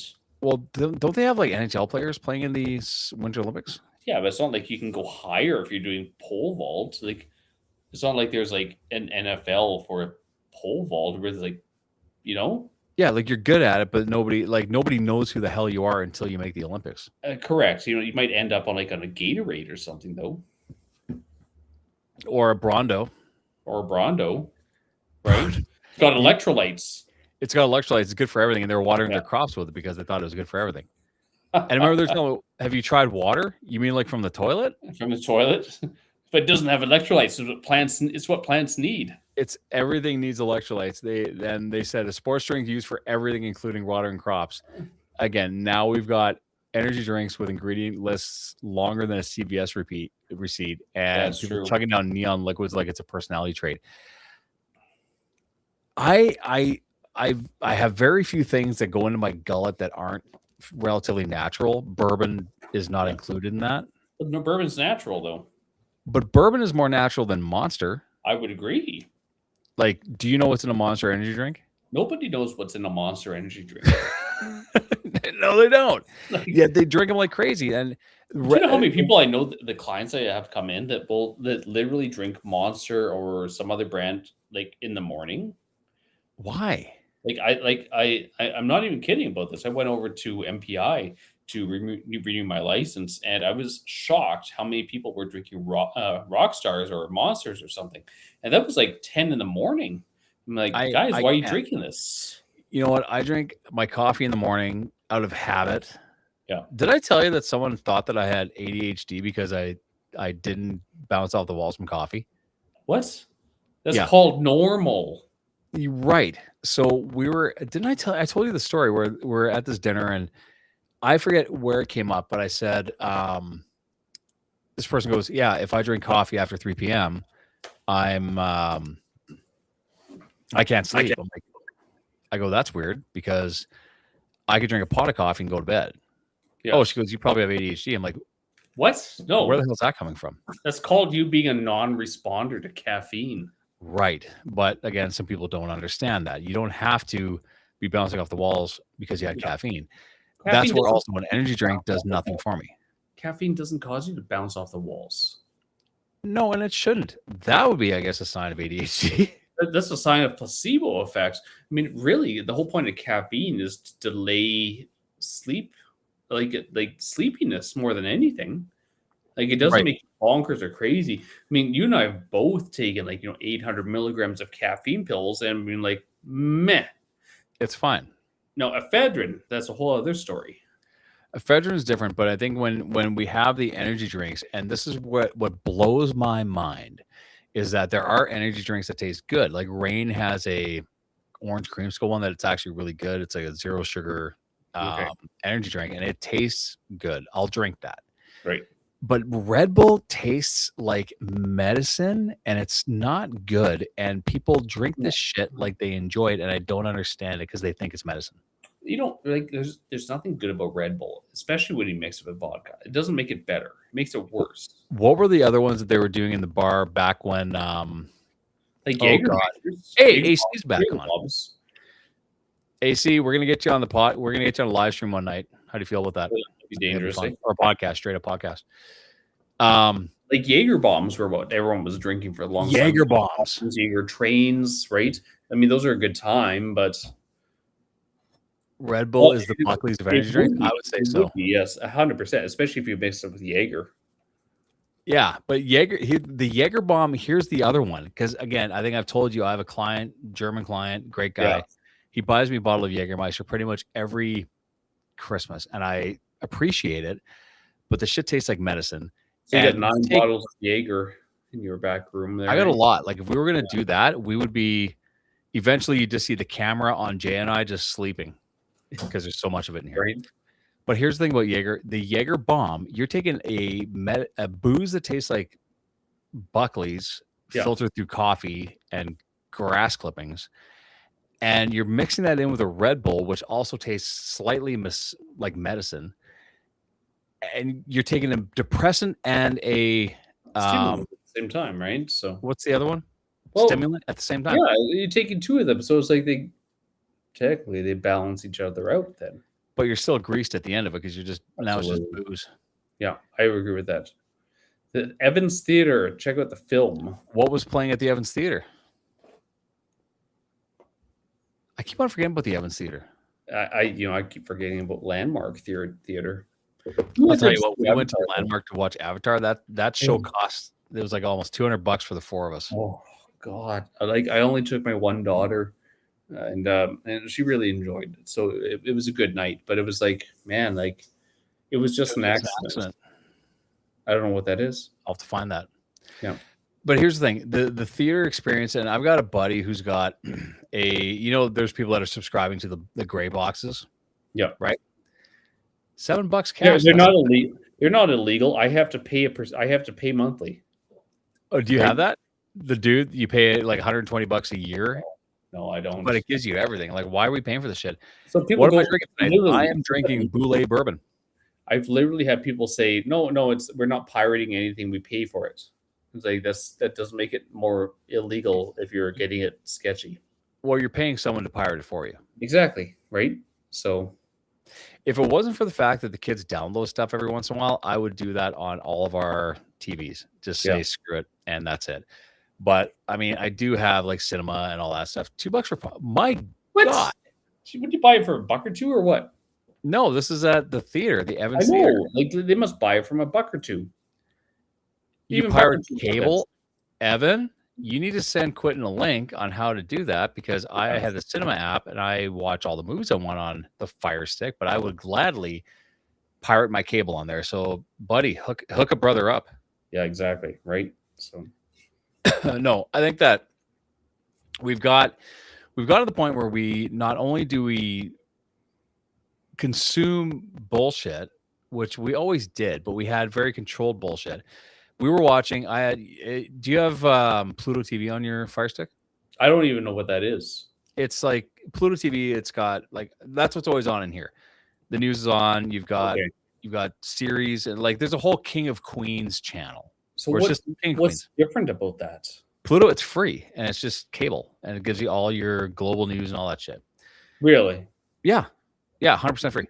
And I'm watching King of Queens, and I just have it on in the background. I'm sitting in the living room watching this. King of Queens. That's that. Who's in that? Come on. Does anybody know who's in King of Queens? He was in Kevin James. Kevin James is in it. Yeah. Okay. And I'm watching this because that's back when we had actually news. Yeah, I do watch the news every once in a while. Yeah, they have news on Pluto. Global's on there and all that stuff. Haystack's great because you get every source you want, and it just changes with every story to a different source, which is lovely. But I'm watching King of Queens. I'm like, kids, here's what we had. We had episodes of shit that we would watch, and it was on for half an hour, and you watched your show. That was the end of it. It wasn't 60-second bullshit clips of nothingness. That's what it shows you what the attention span has turned into for a lot of people. It is shortened to the point that people only want it's like Instagram is like 7 seconds of attention. Like TikTok is 4. It's even worse. Well, and that's where the longer form is taking shape, and that's where your traditional TV is going to go bye-bye. You're going to see everything streaming. Yeah. And this is why people watch stuff like this or streamers or podcasts, because you're getting a more realistic view of the world, I guess, because you're listening to an opinion of somebody. But it's not scripted. It's not controlled. Right.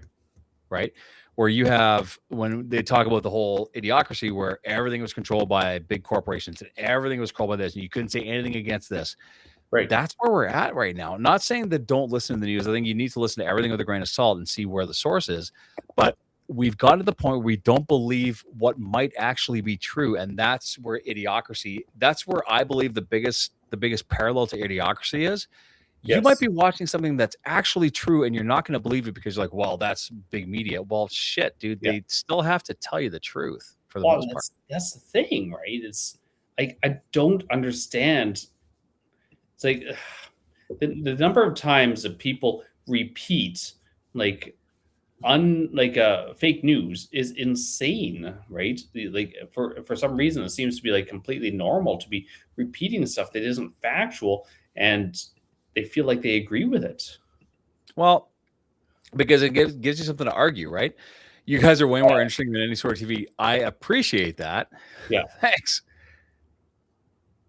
When Canada banned news on social media, do I think when Canada bans news on social media? I don't, because it only got banned. Well, Canada didn't ban it, right? Facebook Facebook did, Meta did, and only on some X. things. Because Instagram, which is like Facebook and Meta has banned it, but ironically, you can get news on Threads. Yep. You get news on Threads. I'm becoming a fan of Substack. And yes, I think I mentioned this to AC. I have a Substack too, actually. Oh, good. I'll subscribe to yours. Yeah, but I didn't know you were on starting my Substack. Yeah, that's good. It's good. It's a good platform. But because I also think that we're going to go away from the what year was that? That was about 2 years ago.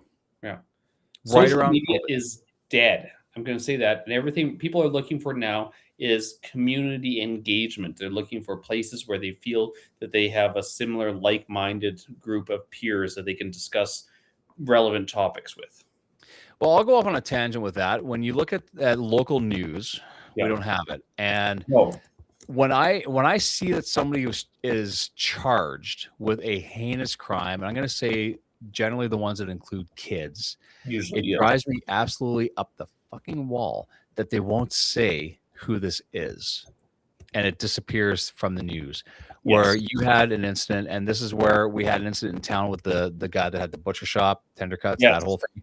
Front page of the paper, page, charge, and it wasn't a conviction yet, but the charge was there. Correct. And you put that on the front page, yet somebody had making bad films with people that shouldn't be in them while running a daycare in the same home, and that name never gets released. Yes, exactly. Like, can we stop that bullshit? Yes. Because you're protecting who? Trust me, whoever knows that the people that were involved knows what happened. Yes. And the person that did it should be absolutely out for everybody to know who it was. Yes, exactly. So I do think that I also get why they don't, because they're protecting the names of the potential minors that were involved in this situation. Well, you can protect the names of the minors and still say who the dipshit was that did it. But then also, we don't know who the kids were. People are going to know what the location was. Well, I'll tell you what, I know the location of one, and here's the bitch of that one. We all know the location. I know the neighbor of the person who was there when the team showed up to bust the door down. Right. I know this guy was running a daycare. I also know that his father was a pretty predominant person in the city. Right, right. Who, by the way, was very involved in our school division. Right. So maybe let that name sneak out a bit. Could you? Well, it's funny how there is a certain amount of leniency with some people. Well, he says that the circle association guilty by social construct. Here's the thing. I wouldn't hang around with some piece of shit that was touching kids. How about that? Well, I mean, there's the thing, right? Like, and I agree with that. You know, like, we're going to come back down to the whole Epstein thing too. You know, like, and you know, we've all been around people that are like, okay, you know, I don't like what you're doing, and you have a choice. Do I want to be around this person? And you know, like, there's been times where I was like, you know, I'm not going to associate myself with these people because I don't want to be involved in these groups. But I think a lot of these people are like, well, maybe I'll let it slide because they're super rich and I'm going to meet some pretty interesting people, which doesn't make it morally acceptable. It makes it more morally reprehensible. It makes it more awful as a whole, because it means it shows your ethics are purchasable at a certain dollar value. Yeah, see, I think that when it comes to the whole, I want to belong to a certain group, look at the group you want to belong to. Yes. And I don't know, I wouldn't sell my soul to be popular. No. Not ever, right? No, exactly. Jay-Z and Beyonce decline. Whatever happened to those two? Oh God, what didn't happen on that shit, right? But I mean, those two were like, I like Jay-Z. I think I don't know if he's a piece of crap or not, but I mean, I didn't hear the story, so I don't know what happened there. Right. Like, but I do think that when you protect, there has to be a balance where you can protect certain people and sewer the rest. yes. Like I believe 100%, because again, we went through this thing, and I you know what I went through as far as background checks and all this stuff. Yeah. I think, and I'll say this out loud for anybody who works with kids or coaches or anything, I think that you should have to take a polygraph to work with kids. Yes. And the question should be simple. Have you ever thought about this? Have you ever fantasized about this? Have you ever looked at something like this? Period. The problem with polygraphs is they're not officially acceptable in the court system, right? It doesn't matter about the court system. You can use that to vet the people that you're letting look after your kids. That's fair. Yeah. Yeah. This isn't about court. This is saying, okay, are you a piece of shit? Have you fantasized about this kind of shit? Yeah. Okay. Well, I guess I'm moving on to the next person. That's fair. But they can Simple as always that. argue that, because it's like, well, hold on here. It's not duplicatable when it comes to. I'm not defending this sort of situation. Right. But I'm just looking at it from a different legal perspectives, where there are going to be ways to pick holes into it if it's required to attack a defense on it. Right. Okay. So how about a psychological evaluation saying, should this person be around kids? Well, that's a big thing. You would think there's certain things that could be done. It's like, maybe we should figure out if this person has some sort of non or atypical behavioral properties that might cause some issues with the general public. And here's the thing, the average human being, there would be no red flags. Right. But if there's even a pink flag, maybe no. Maybe that's not a good idea. Correct. Maybe no. I mean, realistically, how many people are applying for these types of positions anyways? It's less than 1%. Less than predators would love to hang out there. Well, yeah, right. The cops that are charged right now, I'll pass those. Well, here's What the cops are we talking about? There were some cops in Winnipeg. I'm guessing she's talking about the cops in Winnipeg that were charged with drug charges and everything, stealing evidence or like taking money from a crime scene. Yeah. Well, that's the thing. Polygraphs are not, like they're not. You can get through them, right? People have ways to defeat a polygraph. You can't beat a polygraph. I'll tell you that right. I've taken a polygraph. You absolutely can. You take a sociopath, they absolutely have ways to get around things, because otherwise they'd be using the polygraph in more situations. But you'd have to be a sociopath, because here's the thing. If I asked you a battery of questions, Jay, I'll tell you, because I've been through a polygraph. Yes. If I asked you a battery of questions, okay, going to be a baseline on it. 100%. Baseline. Here's the only question that's asked. Are you withholding any information? That's the question. That's fair. Okay. Have you withheld any information? You say no, and you're lying. Right. They're going to flag it. If you say yes, I'm withholding. Okay, then what is it? 'Cause now you're telling the truth. So what is it that we're missing? Then they'll ask you more questions. Like when I did a polygraph, and the question was, and this wasn't for a criminal thing, everybody. This is I was going through an application process thing, and I did pass, by the way. But the question is, are you withholding information? And I had to honestly say yes. Yes. I don't know, because I was dumping my life. I'm like, I don't know. I might have missed some shit when I was like 16, maybe. I don't know. I'm giving you everything I got, but I gave them like everything from. Get through it. That's how people get through it. They'll say yes. They'll be like, okay, what do you get? What are you avoiding? And they would give another answer around something that's not related to the problem they're trying to avoid. Right, but mine was more like I didn't know. I was like, I don't know. I think I got everything, but I was talking about like, fuck, I didn't buy all the CDs from Columbia House I was supposed to buy. Like I went deep into as much shit as I could think of. And that's where the gray area starts coming in, where people start going, well, no, I'm lying about a few things. What are you lying about? well, at one point in time, I might have stolen some bubble gum from the store. Yeah. I was, Yeah, say it's it. like, okay, so is there anything else? I don't think so. AC, let's dig back into that. The extensive background check. So here's the thing. The extensive background check. Here's what bothers me about you do the child, whatever it is, check. Yeah. It just says what you've been charged with, not what you fantasize about. Right. That's what bothers me with people getting into daycares and shit like that. The extensive background check will they're talking to people that are going to ask questions like, hey, what do you know? Has he ever done this? What do you know about this? And they're going to ask those questions. Who's guilty? Not the recruiting officer, because recruiting officer just gets you in the door. When you talk about these guys that got charged with this stuff, life happens, and you might have been great for years, and then life changed, and suddenly there's an opportunity to rip off a guy and no one's going to know. Yeah. It's temptation, and that's the problem. And no one is 100% all the time. Some people are going to have weak moments in their lives. Oh, the one where the recruiting officer is digging to your neighbors. They do that. Yeah. Yeah. Yeah. And your family and your friends and everything. Like Jay got asked. You had an interview, didn't you? Yep.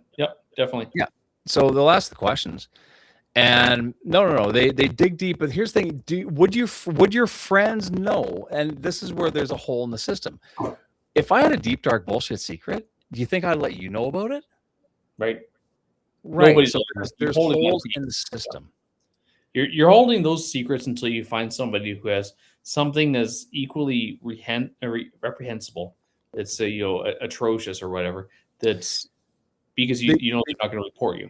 They did ask. They said, "Who do you know that doesn't like you?" I had one name. I'm like, you can call her. Yeah. Her and I don't get along at all. My mother. No, my mom's cool. Yeah. But I said, yeah. I go, here's the number. If you want to call her, call her.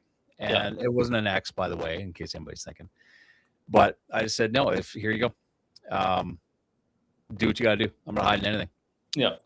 But here's the thing. Like real sociopaths would, I'm not saying you're a sociopath, but real sociopaths would freely give up that information. I'm not a sociopath. Yeah. That's what you're getting at. No, not at all. Just mine turned out to be an age thing, not anything in the background. I mean, really, if I was trying to get around polygraph, I would know they were going to ask me these questions. So, have you ever done this? Absolutely. Have you ever killed something? Absolutely, I have. Okay, what have you ever killed? I killed a fly or a bug or a mouse or deer or something. Right? You don't know how the questions are going to come up because there's different types of questions they can ask you, and they only concentrate on like one or two of them, not all of them. Right. You might be prepared to answer this or this, but when they say we're just going to talk about this, and we want to know everything about this and this, not these 7 other things you're worried about. You're like, oh shit, okay, so you're not going to ask me about that. But I don't think the real sociopath is ever truly worried about any question because they're going to have some sort of story that's going on in their mind, anyways. They do go back. From the sociopath. Right? They loop back and they ask and they compare notes with everybody that they've talked to about you. Yeah. So because you can't. It's almost this way. When it's you, right? You're like a law-abiding person. You are the worst person who possible to commit a crime. I'd be the least suspicious, right? It's like because any time that there is like an innocent person who's like like maybe this is the guy that did, and they start talking, and they're like, yeah, he didn't do it. We can tell, right? So, but here's the thing: when you watch those true crime documentaries, what's the thing that all of them are the same? You know what? He was a quiet guy that kind of kept to himself. He never really got into trouble. Blah blah blah blah blah. And then suddenly, it's a slaughterhouse in his basement. Well, okay. So I remember at one point in time there was a person who got killed in Brandon, right? Yeah. And he got and the whole thing was his friends were saying, oh, I don't know what happened. He was such a nice person, he was a family man and everything, but I knew a person who was on site, and it was like, yeah, he was carrying a machete with him. Like, what kind of person carries a machete with them if they're a nice family man, right? I own a machete, I'll tell you that. You don't carry it around with you though. No, it's in the camper, and it's the most useless fucking tool I have there. Right. And why do I have it? It was to cut branches down, and it's dull as shit. It's not good for that. Like, okay, so I remember this one guy when I was in school, okay?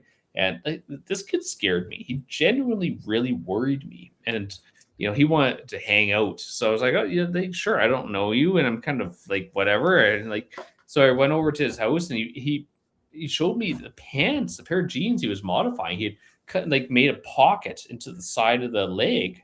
I'm like, why do you have this pocket? So he pulls out of it this saw that saw that he'd cut down to fit into his pant leg. He's like, I don't know, man. Do you think it's caused some damage? And he goes up to his parents' couch and he starts slashing it with this freaking saw. Okay, so some people have some issues that need to work. And I was like, whoa, I got to get out of here. And I don't know how I'm going to do it because I don't want to be this couch. Here's the thing. You know what the weirdest thing is to own? And I know you probably have some because you're Chinese. Swords. No. That's a lightsaber. Yeah. But the reality is a sword's a weird thing to have. And it's fine to have. They're cool. I like swords. I'm a guy. I like swords. But it's an odd thing to have unless it's a genuine sword from something. We got to be really serious. It's not a practical weapon. No, I have a lot of knives and I hunt. It was never a practical weapon, even in medieval times. It was never a spear was what people used. If you had the choice of one non-firing weapon, what would it be? It wouldn't be a sword at all. It'd be a spear. Really? Yeah, like that was like the weapon throughout history. That until the advent of like rifles and stuff, that was the weapon that killed more people in history. Well, the Spartans had them. That made sense. You keep the distance. Every culture had a spear. It's a fruit knife. Jesus. I mean, you want to stab people as far away as possible. Comic-Con trophies. You know what? AC, we're gonna get into this. I'm gonna jump down this rabbit hole for 2 seconds.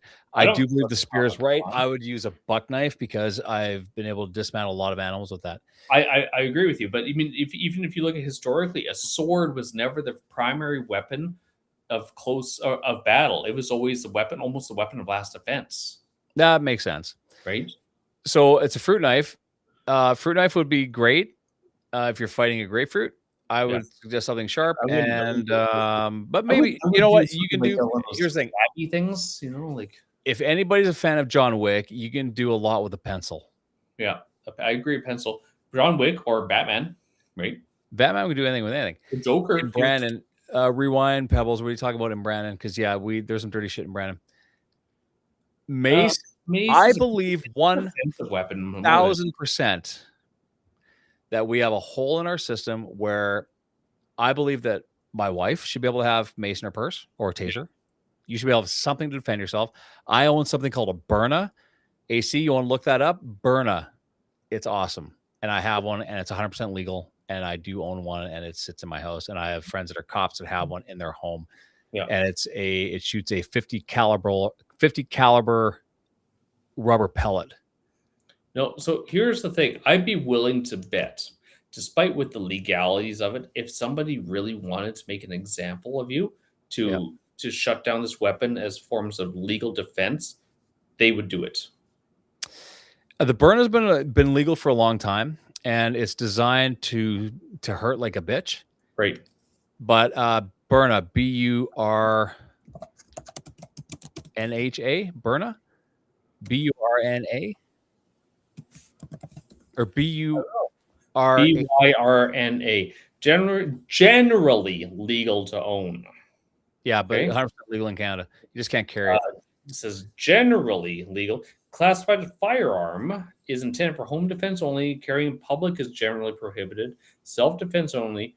Legal consequences depend on whether the force used was reasonable in the circumstances. Spell it for AC. Byrna. Byrna. I own one. They're lovely.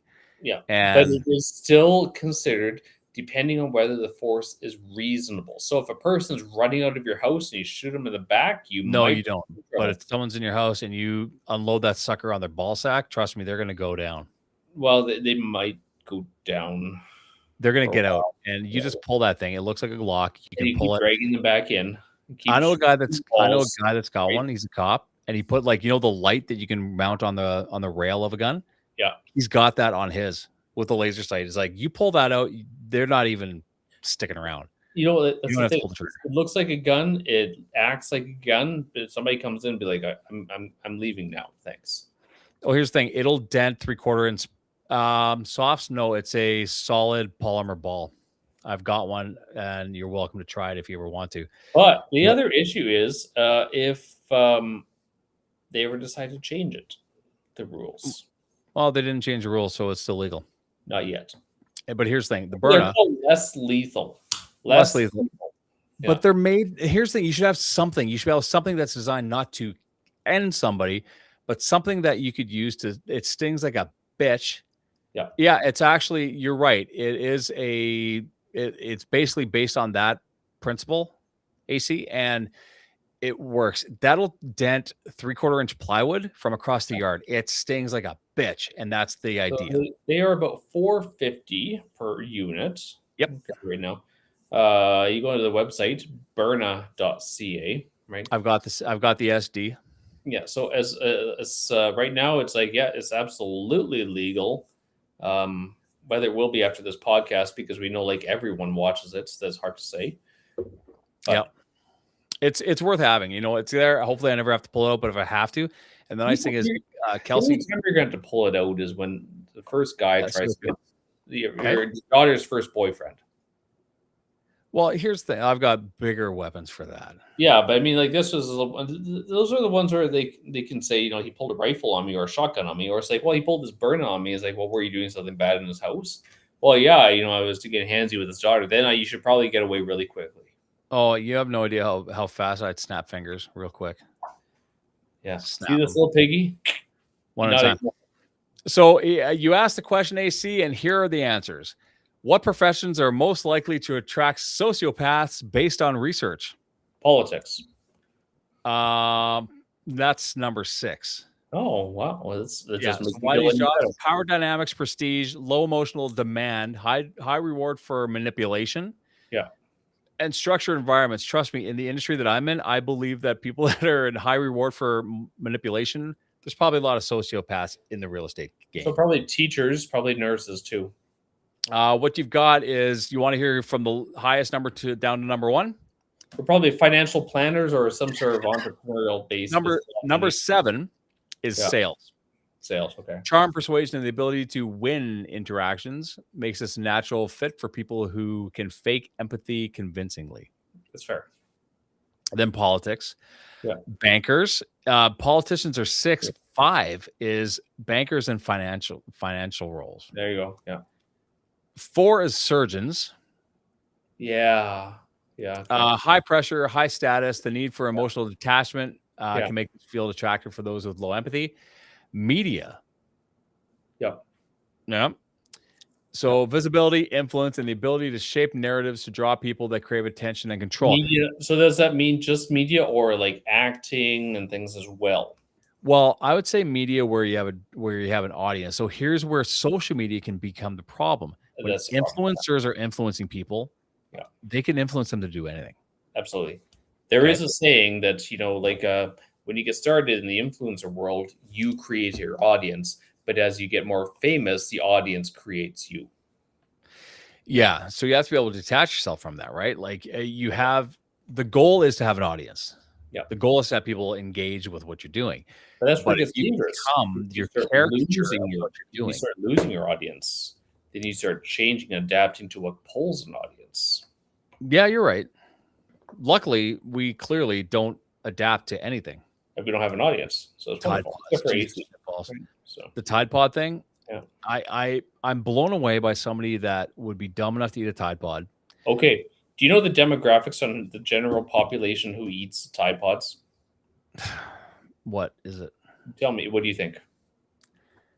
When it was a thing? Yes.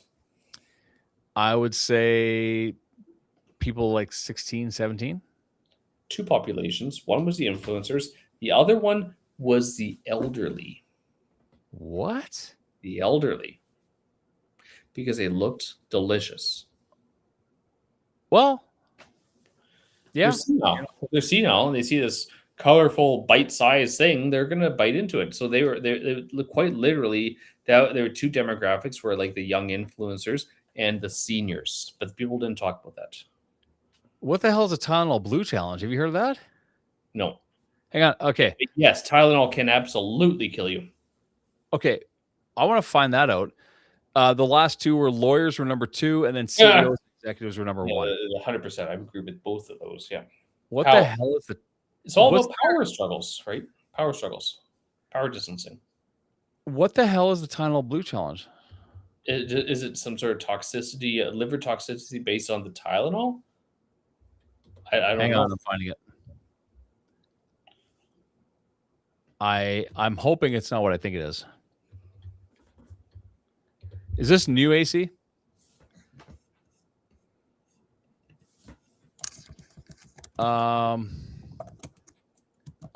Rumored trend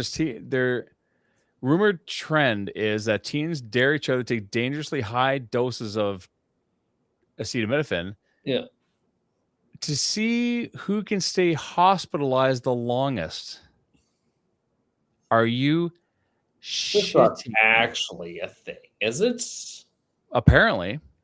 Well, I mean, if it happened once, well, I guess it's a thing. But I mean, how much? I heard of another one. NyQuil. Remember that back in the day? There was NyQuil. Well, I heard that there was a Benadryl challenge. Benadryl challenge. Yeah. Someone takes way more Benadryl than is expected to trip out and then post the results online. Benadryl, here's the thing. It's hard to have allergies when you're in a coma. Yes. And people were taking Benadryl to see how hard they can trip on it. Well, I mean, I guess. I mean, people used to do whippets when we were young. Here's the interesting thing. When we go back, and I'm going to pull my Gen X bullshit on you because I grew up there and so did you. I would like everybody, whoever's still sitting in chat, to tell me, where the hell was the Tylenol when you were a kid? Where was the Tylenol? Yep. Not accessible to me. Right. It was sitting in a medicine cabinet. Yes. It was high up, unattainable. Right. So it was in the medicine cabinet. These days, and I think we talked about this a long time ago, I would be willing to bet that if you looked in any purse, you're going to find Advil or Tylenol or something. 100%. Easily. Right. Every woman carries all three of them. Sure. Midol, Tylenol, and ibuprofen. Midol on a good day. Yeah. But here's the thing. Because there was a time when you put up with a little bit of discomfort and you just put up with it for a bit and you got over it. Right? No. You didn't instantly have a bottle in your purse or your bag or your gym bag where you take it and suddenly you're fine. So we have over-the-countered the shit out of ourselves. Yeah. And the fear of it is not there anymore. Like, I don't, even Kelsey says it's weird because the only time she's seen me take a pain medicine, one was after surgery. Yeah. Right. And it was like Tramacet I had, and I used it for a bit, and that was it. And when I tore my bicep off, I took a leave because I couldn't take Advil because my guts would just get torn up. Yeah. Yet there's always Advil somewhere around. Yeah. So we've learned that that makes things better. It's the easy button, where I would rather feel the pain and nurse the pain and baby the pain than numb the pain and make the injury worse. Well, that's how people are nowadays. I just don't want to feel the pain anymore. But say, how about you stop the pain? Like that's the thing. Like I've never really been one for using a lot of painkillers. Okay. No. Quite honestly, like I've never really found painkillers to be that effective. But when we were, it would have to be amazingly bad. Amazingly bad. And even then, I never really took the stuff. But when I was in the Wisconsin Dells 18 years ago, okay. Yeah. I had the worst plantar fasciitis I'd ever had in my life. I've never had it before. And I was like, fuck, I can't even operate the pedals on the car because it hurts so much. So I was like, I've got to do something. So I went into a grocery store, or to a pharmacy down the States. And I was like, oh, okay, let's try some Aleve. So I got American grade Aleve, okay, gel caps, and popped 2 of them. And I was like, an hour later, I'm like, oh, this isn't good. My leg is completely better. And Andrew's just like, what do you mean? I'm like, my foot doesn't hurt at all. Like, this is both awesome and incredibly bad because I could just keep going on causing more damage to it. Exactly. That's the problem. We're comfortable with more damage. That's the problem. And then then they wonder why they can't walk when they're problem 35. it's a huge problem because like I've seen so many clients who have come in and they're like, oh yeah, I've had this problem for like 3 years. What do you do for it? It's like basically I live on painkillers. I'm like, oh, and you just want me to fix it? Like we're dealing with 3 years of damage. So popping back into the chat here. So you've got the onions apparently worked. Get a cut. Throw crushed what? Yarrow? I'm guessing you meant onion. I guess. So ibuprofen and Aleve helped me with my bicep. Yeah. Because it hurt like a bastard. So I had to do something. Ibuprofen is Tylenol? Is that what that is? Ibuprofen? No, that's Advil. Okay. And that's the one that I believe people take like crazy because it seems to be the safest. Tylenol is acetaminophen. Right. Now, when people take it for a headache, and this is where a doctor has told me, he goes, Advil does shit for a headache. Yes. Tylenol is what you want for a headache. Correct. Yes. You look at ibuprofen for a headache, it's not doing it. That's 100% a placebo effect. Yes. And Advil is an anti-inflammatory. Right. Right. So take take an aspirin for Christ's sake. Remember that? But there's the problem with a lot of people is right now the current trend is for people to feel that they're filled with inflammation. They've got inflammation everywhere. Yeah. So really, how do you know that? Well, I just feel it. No. You're feeling pain. You're feeling maybe swelling or puffiness, but it doesn't necessarily mean you're dealing with inflammation. There's a lot of things you could be having. So, like I've had people who are taking so much Advil that I'm going like, you're gaining weight on Advil. Really? Right? Because they're taking, like 1,700 milligrams every day. Okay. Like that's way too much. That can make you gain weight. Well, I mean, if you think about it, because the half-life of I can forget what the half-life of Advil is, but you're not working it out of your system faster than you're putting it in. Well, why would it make you gain weight? I mean, very slowly. I mean, right. It's not the joke. So, it's like you're putting so much Advil in that eventually, like, you're going to have like 2 or 3 grams of Advil just floating around your system because you're putting so much of it into your body. Right. Now, with me, I drink about 7 of these a day at least. Great. Of water. Great. I drink a pile of water, but I've always been like that. And it drives, again, I don't understand what a headache feels like because to the best of my memory, I've never had one. Right. I've had a hangover. Yes. But I've never had a headache. I've had 3. Right. But I would assume that's like dehydration of the brain, and that's why you get the headache. Less than you would think. Really? Yes, 100%. So what causes a headache? Oh, there's a few things that will cause headaches. It could be referral pain. It could be like tension around the membranes of the brain. It could be inflammatory process. It could be a stroke. A lot of these things. But I mean, like let's look at North America for a minute, okay? We are quite literally the most hydrated fucking people in the world. We have more water than anybody. That's quite true. So how are people living in like Saudi Arabia and stuff, or the desert? They're not walking around with 23 gallons of water on their back and drinking all the time. Yep. Right? AC's got a point with the kidneys and that. Yeah, you're bitching your kidneys by taking that shit. Yeah, absolutely. It's not very wonderful. So, but like in all seriousness, with North Americans, we're like, oh, we got to have so much water. We have the cleanest, purest water ever in history. You mean like from the toilet? Right?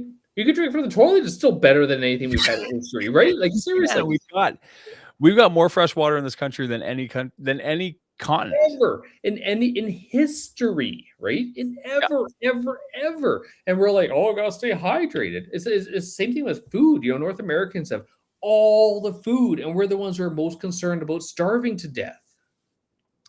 Dude, how many people have you? Okay, let's just say you're walking through the mall. Yeah.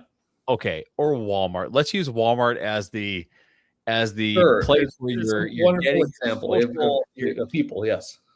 how many people are starving that you see at Walmart? So you see how many like who's that guy, the dreadlocks guy, right? He's homeless, Oh, right? Rick, Yeah, he's homeless guy. I feel really sorry for him, but he ain't starving. he's not missing any meals. No, he's not missing many meals there. But please explain to me how if you were to walk through Walmart and you saw 100 people there, how Yeah. many of them are starving? Never. 2? No, not even that much. How many people? How many people do you know, right? That you can go up to and be like, you need a cheeseburger, None. right? And I mean, I get it. I get it. I'm not playing down the potential and the possibility and the reality of eating disorders. No, I'm not either. But even that still, if you're talking bulimia and anorexia, that's still different from starvation because you're making choices to do these things. Right. And we have the ability to you can have sustenance. That's a thing. Yes. We have sustenance. You can eat. Yeah. What I'm saying is that if you're telling me that people are starving, and there are some, there's no doubt there are. I'm sure, but it's really hard when we have the Canadian social net that we have. We have a gluttonous society, is my point. Yes, very much so. And I find it interesting because people are complaining about about Skip the Dishes and all these other delivery apps charging extra money for it. Well, the reason that they're charging you to deliver is because you're too damn lazy to go get it yourself. Yes. It's your laziness that you're paying for. You are paying to sit on your ass and wait for someone to bring it to you. Who pays another $5 to get a Slurpee? Dude, you'd be surprised how many people got Slurpees done by Skip the Dishes. And there's my point, right? It's like this to me. This makes no sense. I think like even today, like nowadays, if we order Domino's, 9 times out of 10, I'm going to drive over and pick it up. I haven't had a pizza delivered to our house I can't remember the last time. Oh, what do we got here? Hang on. Pebbles is on. I quit coffee 5 years ago. I love coffee just because I love coffee. Yes. Headaches. Yes. Really? So that's a vascular condition typically. So when you get the headaches, it's because the caffeine is playing with the vascular system. And depends where the headache is, because different areas of the head will indicate what the concern is. You can finance a Slurpee? Get the shit out of here. What? It's nice to know you can pay it over 3 months. A Slurpee. I know in the States you can. In the States you can finance almost everything. You want to get Taco Bell and you can finance it over 2 weeks or something like that. What the fuck? Like, here's the thing. If shitty Mexican food. Like, talk about bad choices here. This is life choices at that point. If you are financing shit Mexican food. I don't like financing anything, but we just do. Klarna, yes. Yeah, and it is up here. Some people are financing the groceries and everything down the States too, which is this a terrible state, right? So there's no doubt that it is more expensive to buy groceries. That's never been more true than it is now. However, I believe that there you go, tuition. Okay, should tuition be hang on, if you had straight A's in school and you're going to go to university and you can maintain straight A's through university, which means you applied the shit out of yourself, right? Okay, I would have no problem with someone getting straight A's and getting the hell out of school, not being a career student where all you do is keep on going to school. Yeah. If they said, you know what, if you get straight A's and you are applying yourself and you go get work right after in that field, it's free. Well, okay. So here's the thing when it comes to universities and most accredited colleges, it is heavily funded by the federal government, actually, right? Yeah, it is. So, I mean, in reality, when we're paying for the courses and the tuition, we're paying a small percentage of it, right? Yes. So why are people defaulting so much on student loans and complaining about student loans? It's because a lot of people really do take courses that are not particularly ones that are geared towards having a successful career. Okay? There's a lot of things you take in school you're never going to use. Correct. Like our kids, a great example. Gage is in grade 7. Bo is in grade 5. Gage is in grade 7, so he does not have to take French. Right. It's a choice. Yes. Bo is taking French until grade 7. Right. And I made it very clear. I don't give a shit if you take French. Right. I know 0 people in my 49 years, and I know people that have government jobs, Yeah. cops, you name it, Don't that have use it. never once used French in their entire existence. Yes. So I don't care. Don't fail it until Because- you can get out of it. To be fair, it's not even a really true French, anyways, because it's not applicable to what you're going to get in Parisian French, anyways. We don't even use French. It's Quebecois. It's like Yeah. the Newfoundland version of English. It's you talk to Essentially. people from France. This ain't Worse. French.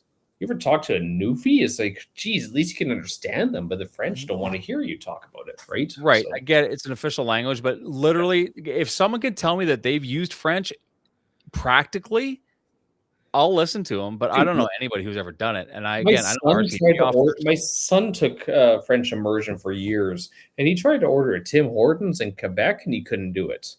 because you're not. Yeah, it's not. Yeah, again, it's there. I guess there's a lot of bullshit courses that they want you to take that you're never going to use. If you can give me, if you said, I need you to take a bookkeeping course, I'll listen. Yep. You should know that. Yep. You need a scholarship to pay for school, but the scholarship needs a transcript. And if you don't have access to it because you have a hole in your account, then you pay. Yeah. See, the system is not exactly great. But I mean, in those situations, you're dealing with bureaucracy more than anything. And there is usually a way to navigate the bureaucracy. It's just never made to be done very easily, right? No, geography is pretty useless too. Well, I don't know. I think you should talk to some Americans because they think they got the geography down pat and they're not even close.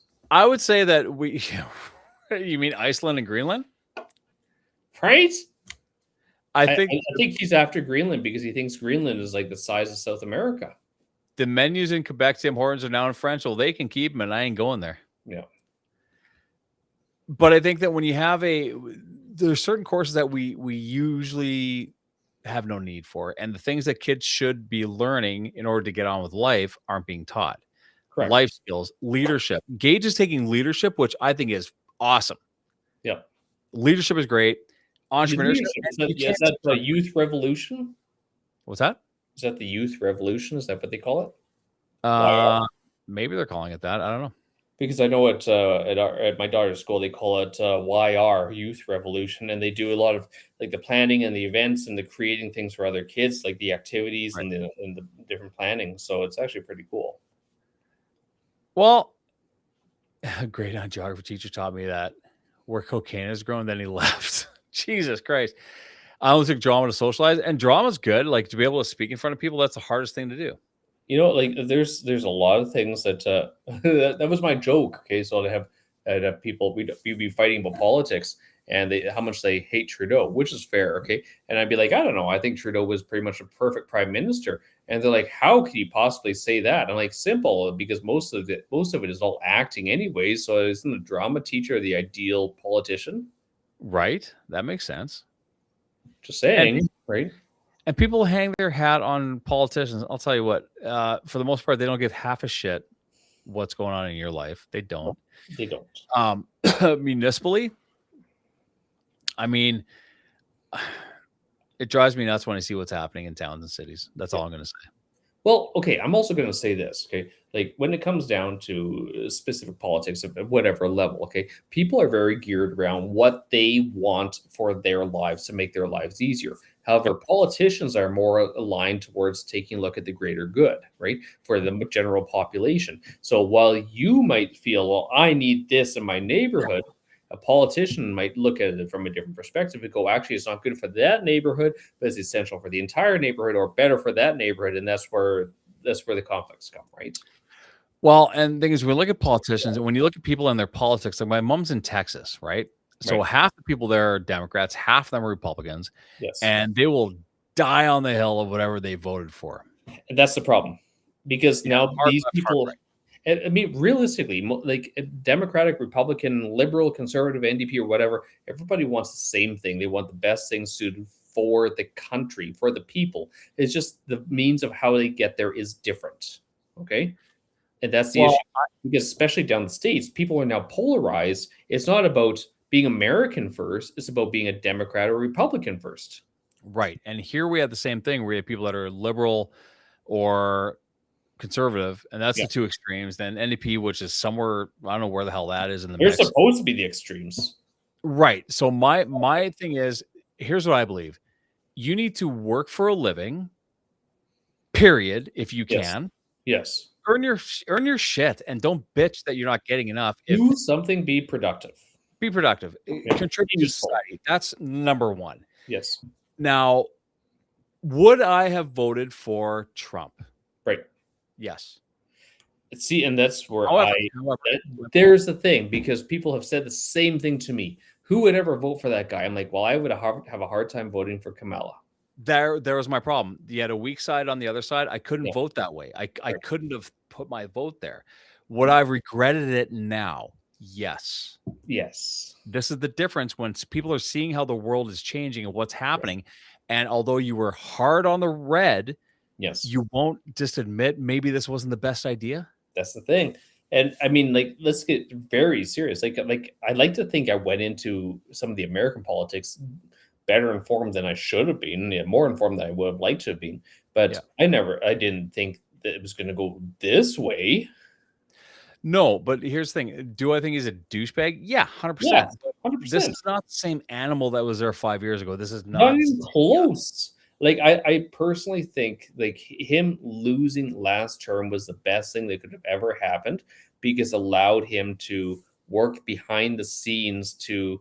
The first year was just testing the waters. The second term was like, okay, these are the implementations, and this is what we can get away with. Right.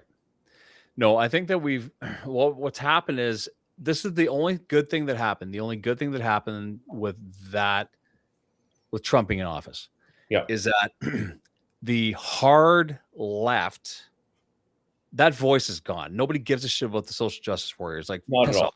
No. Okay. We got more. Like, we don't care about gender ideologies when you have literal economy melting down globally and people going, I can't afford to feed my children. Right. So you have the far one side that has just sort of lost its vibe. Yes. The far right doesn't need to be that far right. And now we're starting to get back to the middle where we should have been, where common sense is coming in. Yes. I'll tell you this. Nobody owes me anything, and I owe nobody anything. Right. I will do good by people, but I don't owe shit to anybody. If I don't earn it myself, I don't want it.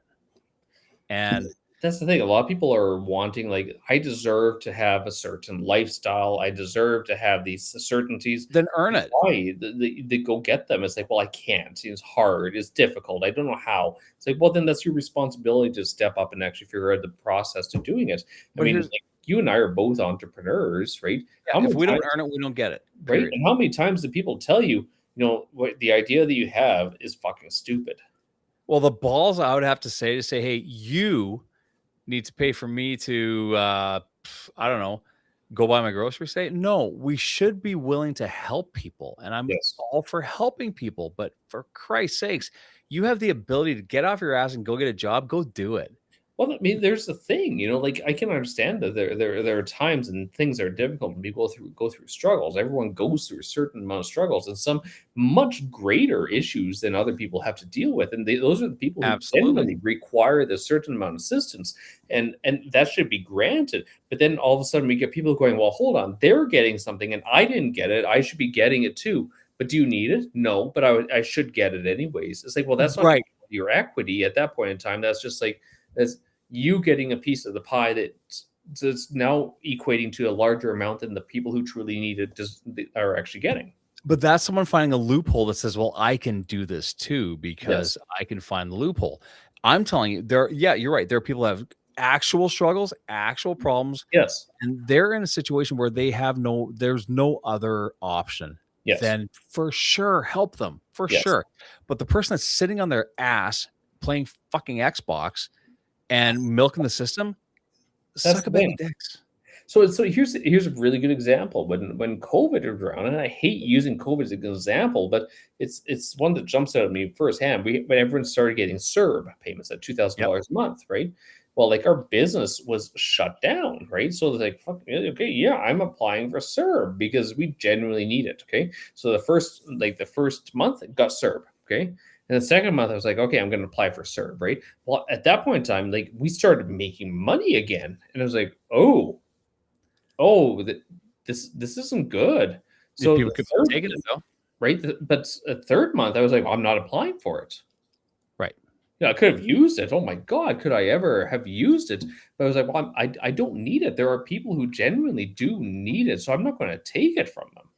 Exactly. If you don't And need it, even then, I'm not taking it from them. But it's like I don't deserve it. I don't need it. I don't require it. It's not necessary to take it. there were people that screwed that system so hard they took what they could and they took loans that they didn't have to pay interest on, and I get it, that's fine. Yes, But yes. the system was made for that. Equality versus equity.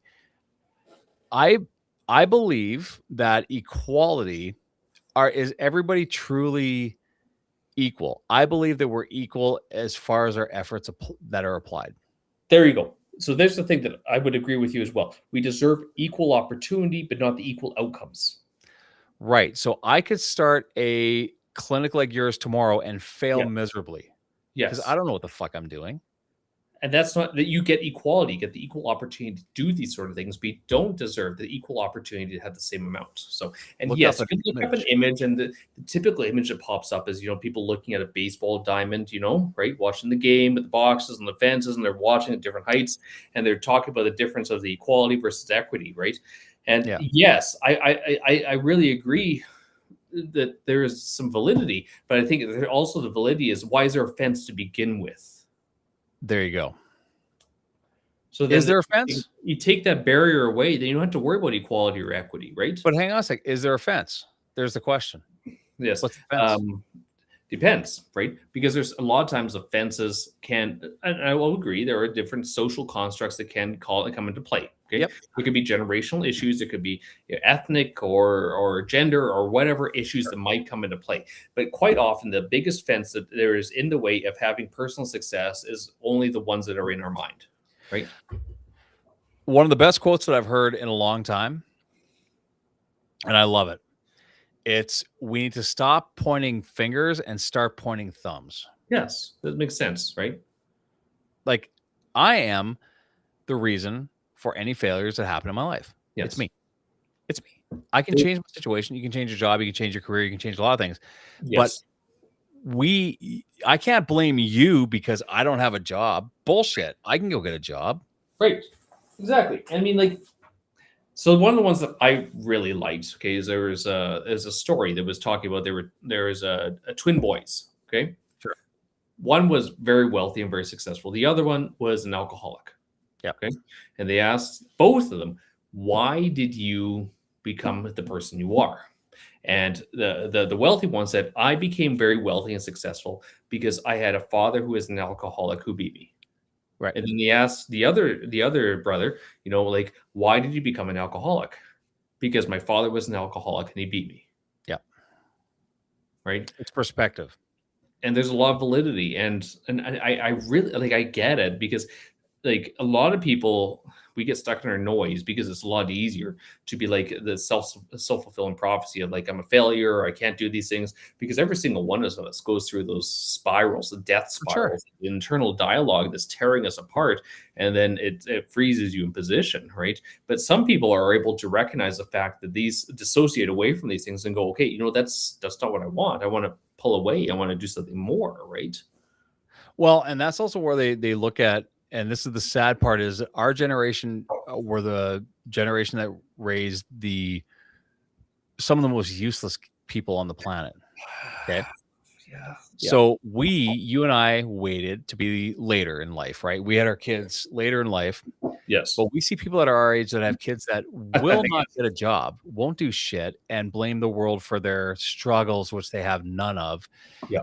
And it's because a lot of Gen Xers overcompensated for the fact that their parents were too hard, whatever, right? Or didn't care enough, didn't love them enough.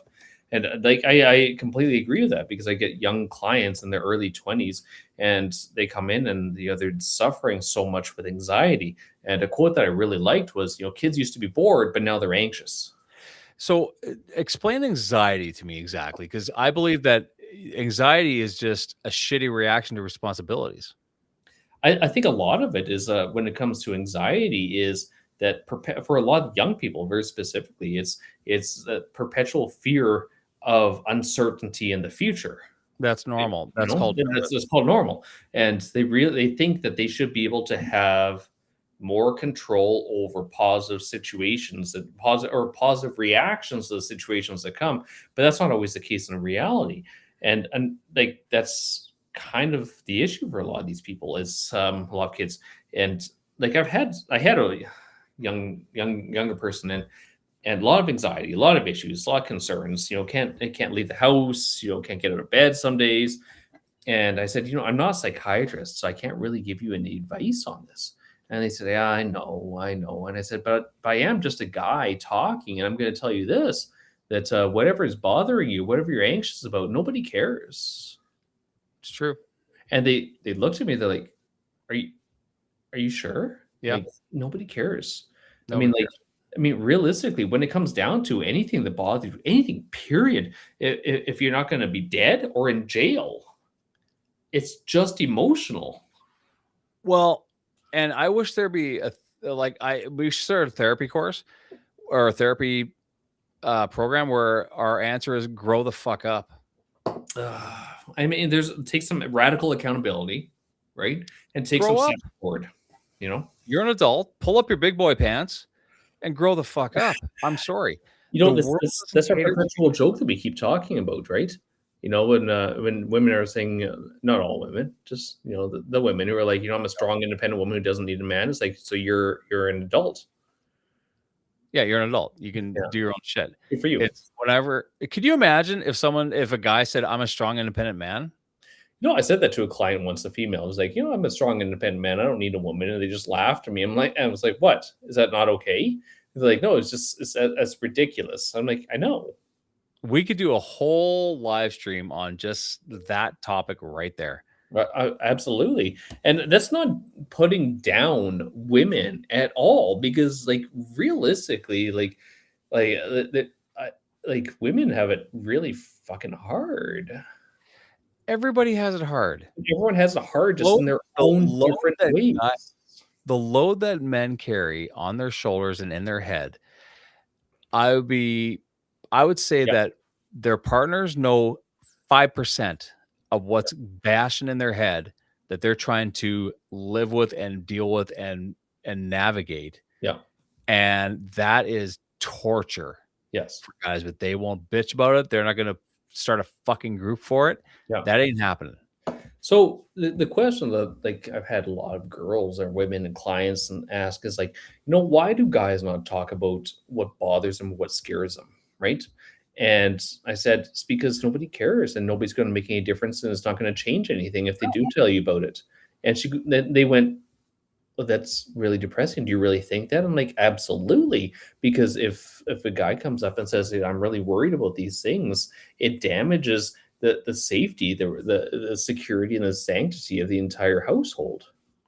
Right. So if you say, I'm struggling, I'm hurting, and this is not working for me because I'm crumbling inside. Yeah. Suddenly you have broken down the house that you built. Exactly. Because you're not supposed to be saying those things. And as much as society says, no, we want men to be more open and vulnerable. No, they don't. Like it's a massive ick to a lot of women, because women still look for that strong, independent person, right? It never works out well when a guy is honest and says, hey, I'm not as strong as you thought I was. Yes. Or I've been trying to be, but I'll tell you what, the breaking point happens. Yeah. And suddenly you're the piece of shit. There was a podcast I saw, and this girl's talking about her partner was a mixed martial artist, right? Sure. So she was at the fight, watching him fight, and she said his opponent took him down in a shot, lucky shot, took him down, and just got on top and started ground pounding him, right? And her partner just like turtled, covered himself up. And she was like, at that point in time, that was the biggest ick, and it was not a turn on.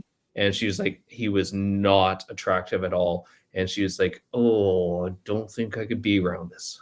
Because suddenly he was protecting himself. Because suddenly he wasn't strong and powerful, and he wasn't doing it. He wasn't being that person who is assertive, who is powerful, strong, that strength, right? Oh, here we go. Hey, read this one, Jay.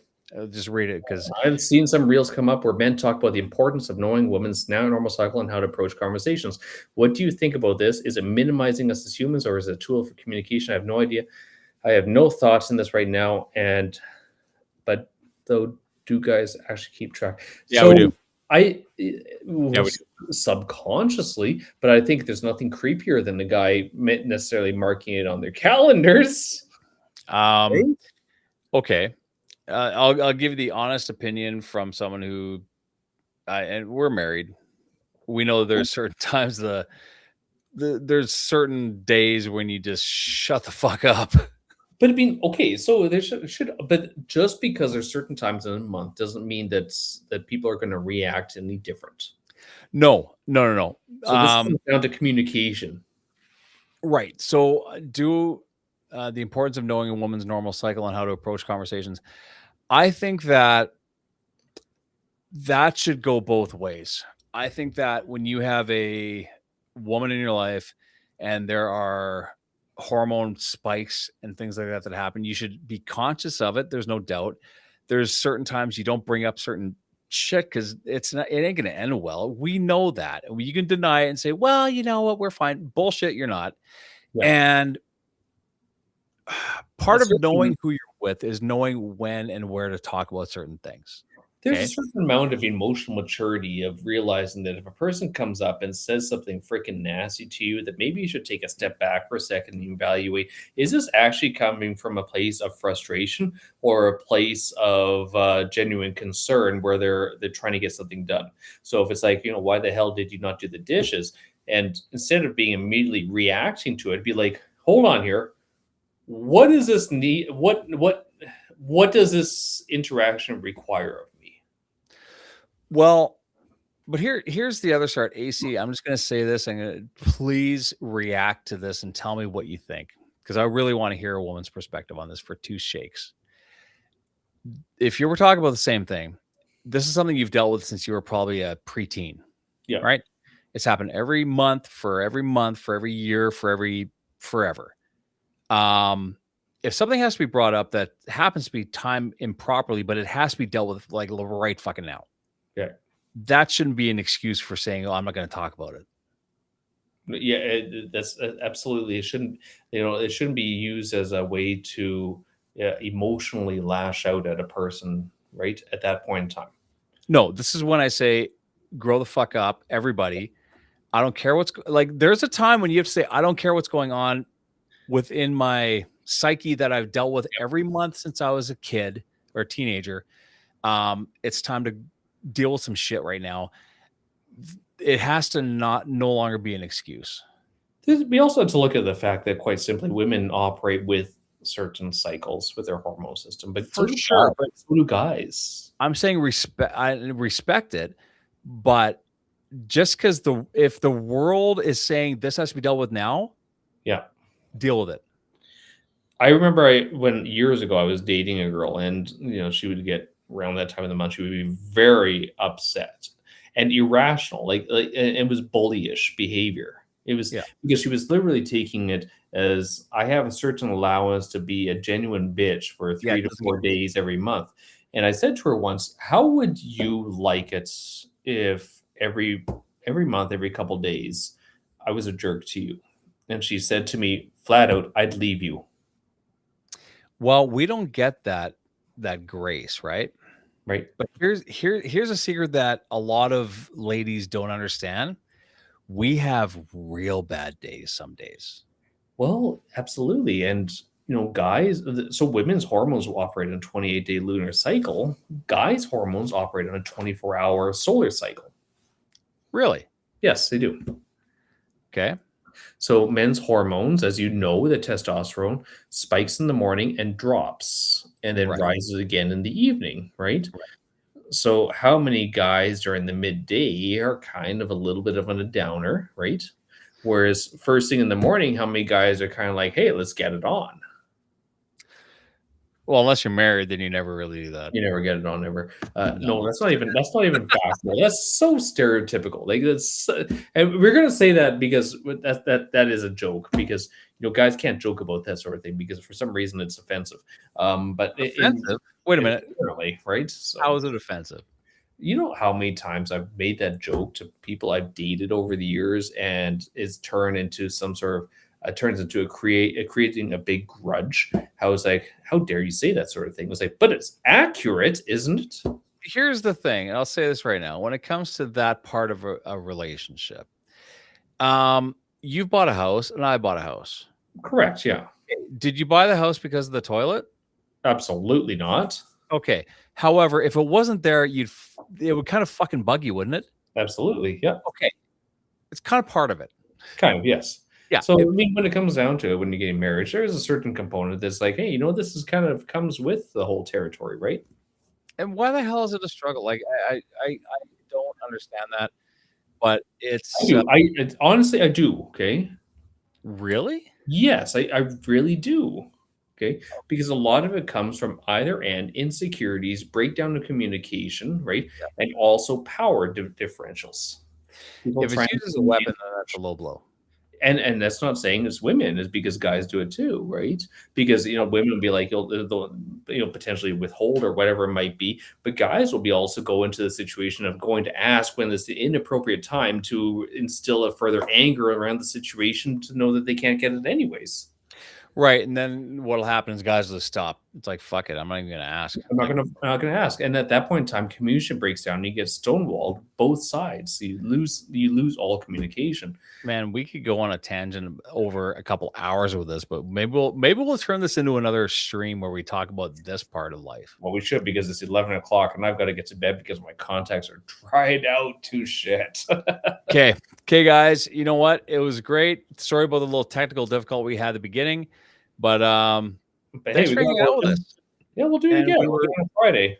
So yeah, we were gone for a couple of weeks. We're back. We're gonna get Steve on here because I think that he's an absolute gem. Yeah, and I'd love to get him on here because he's gone through some stuff. But there's a guy who flipped the whole social media thing on its head, and I am so proud of that guy. So I'm gonna hook that up for next week if we can. That'll be good. Awesome. Have a good guys. Week. Have a fantastic weekend, and careful on the ice. Yeah.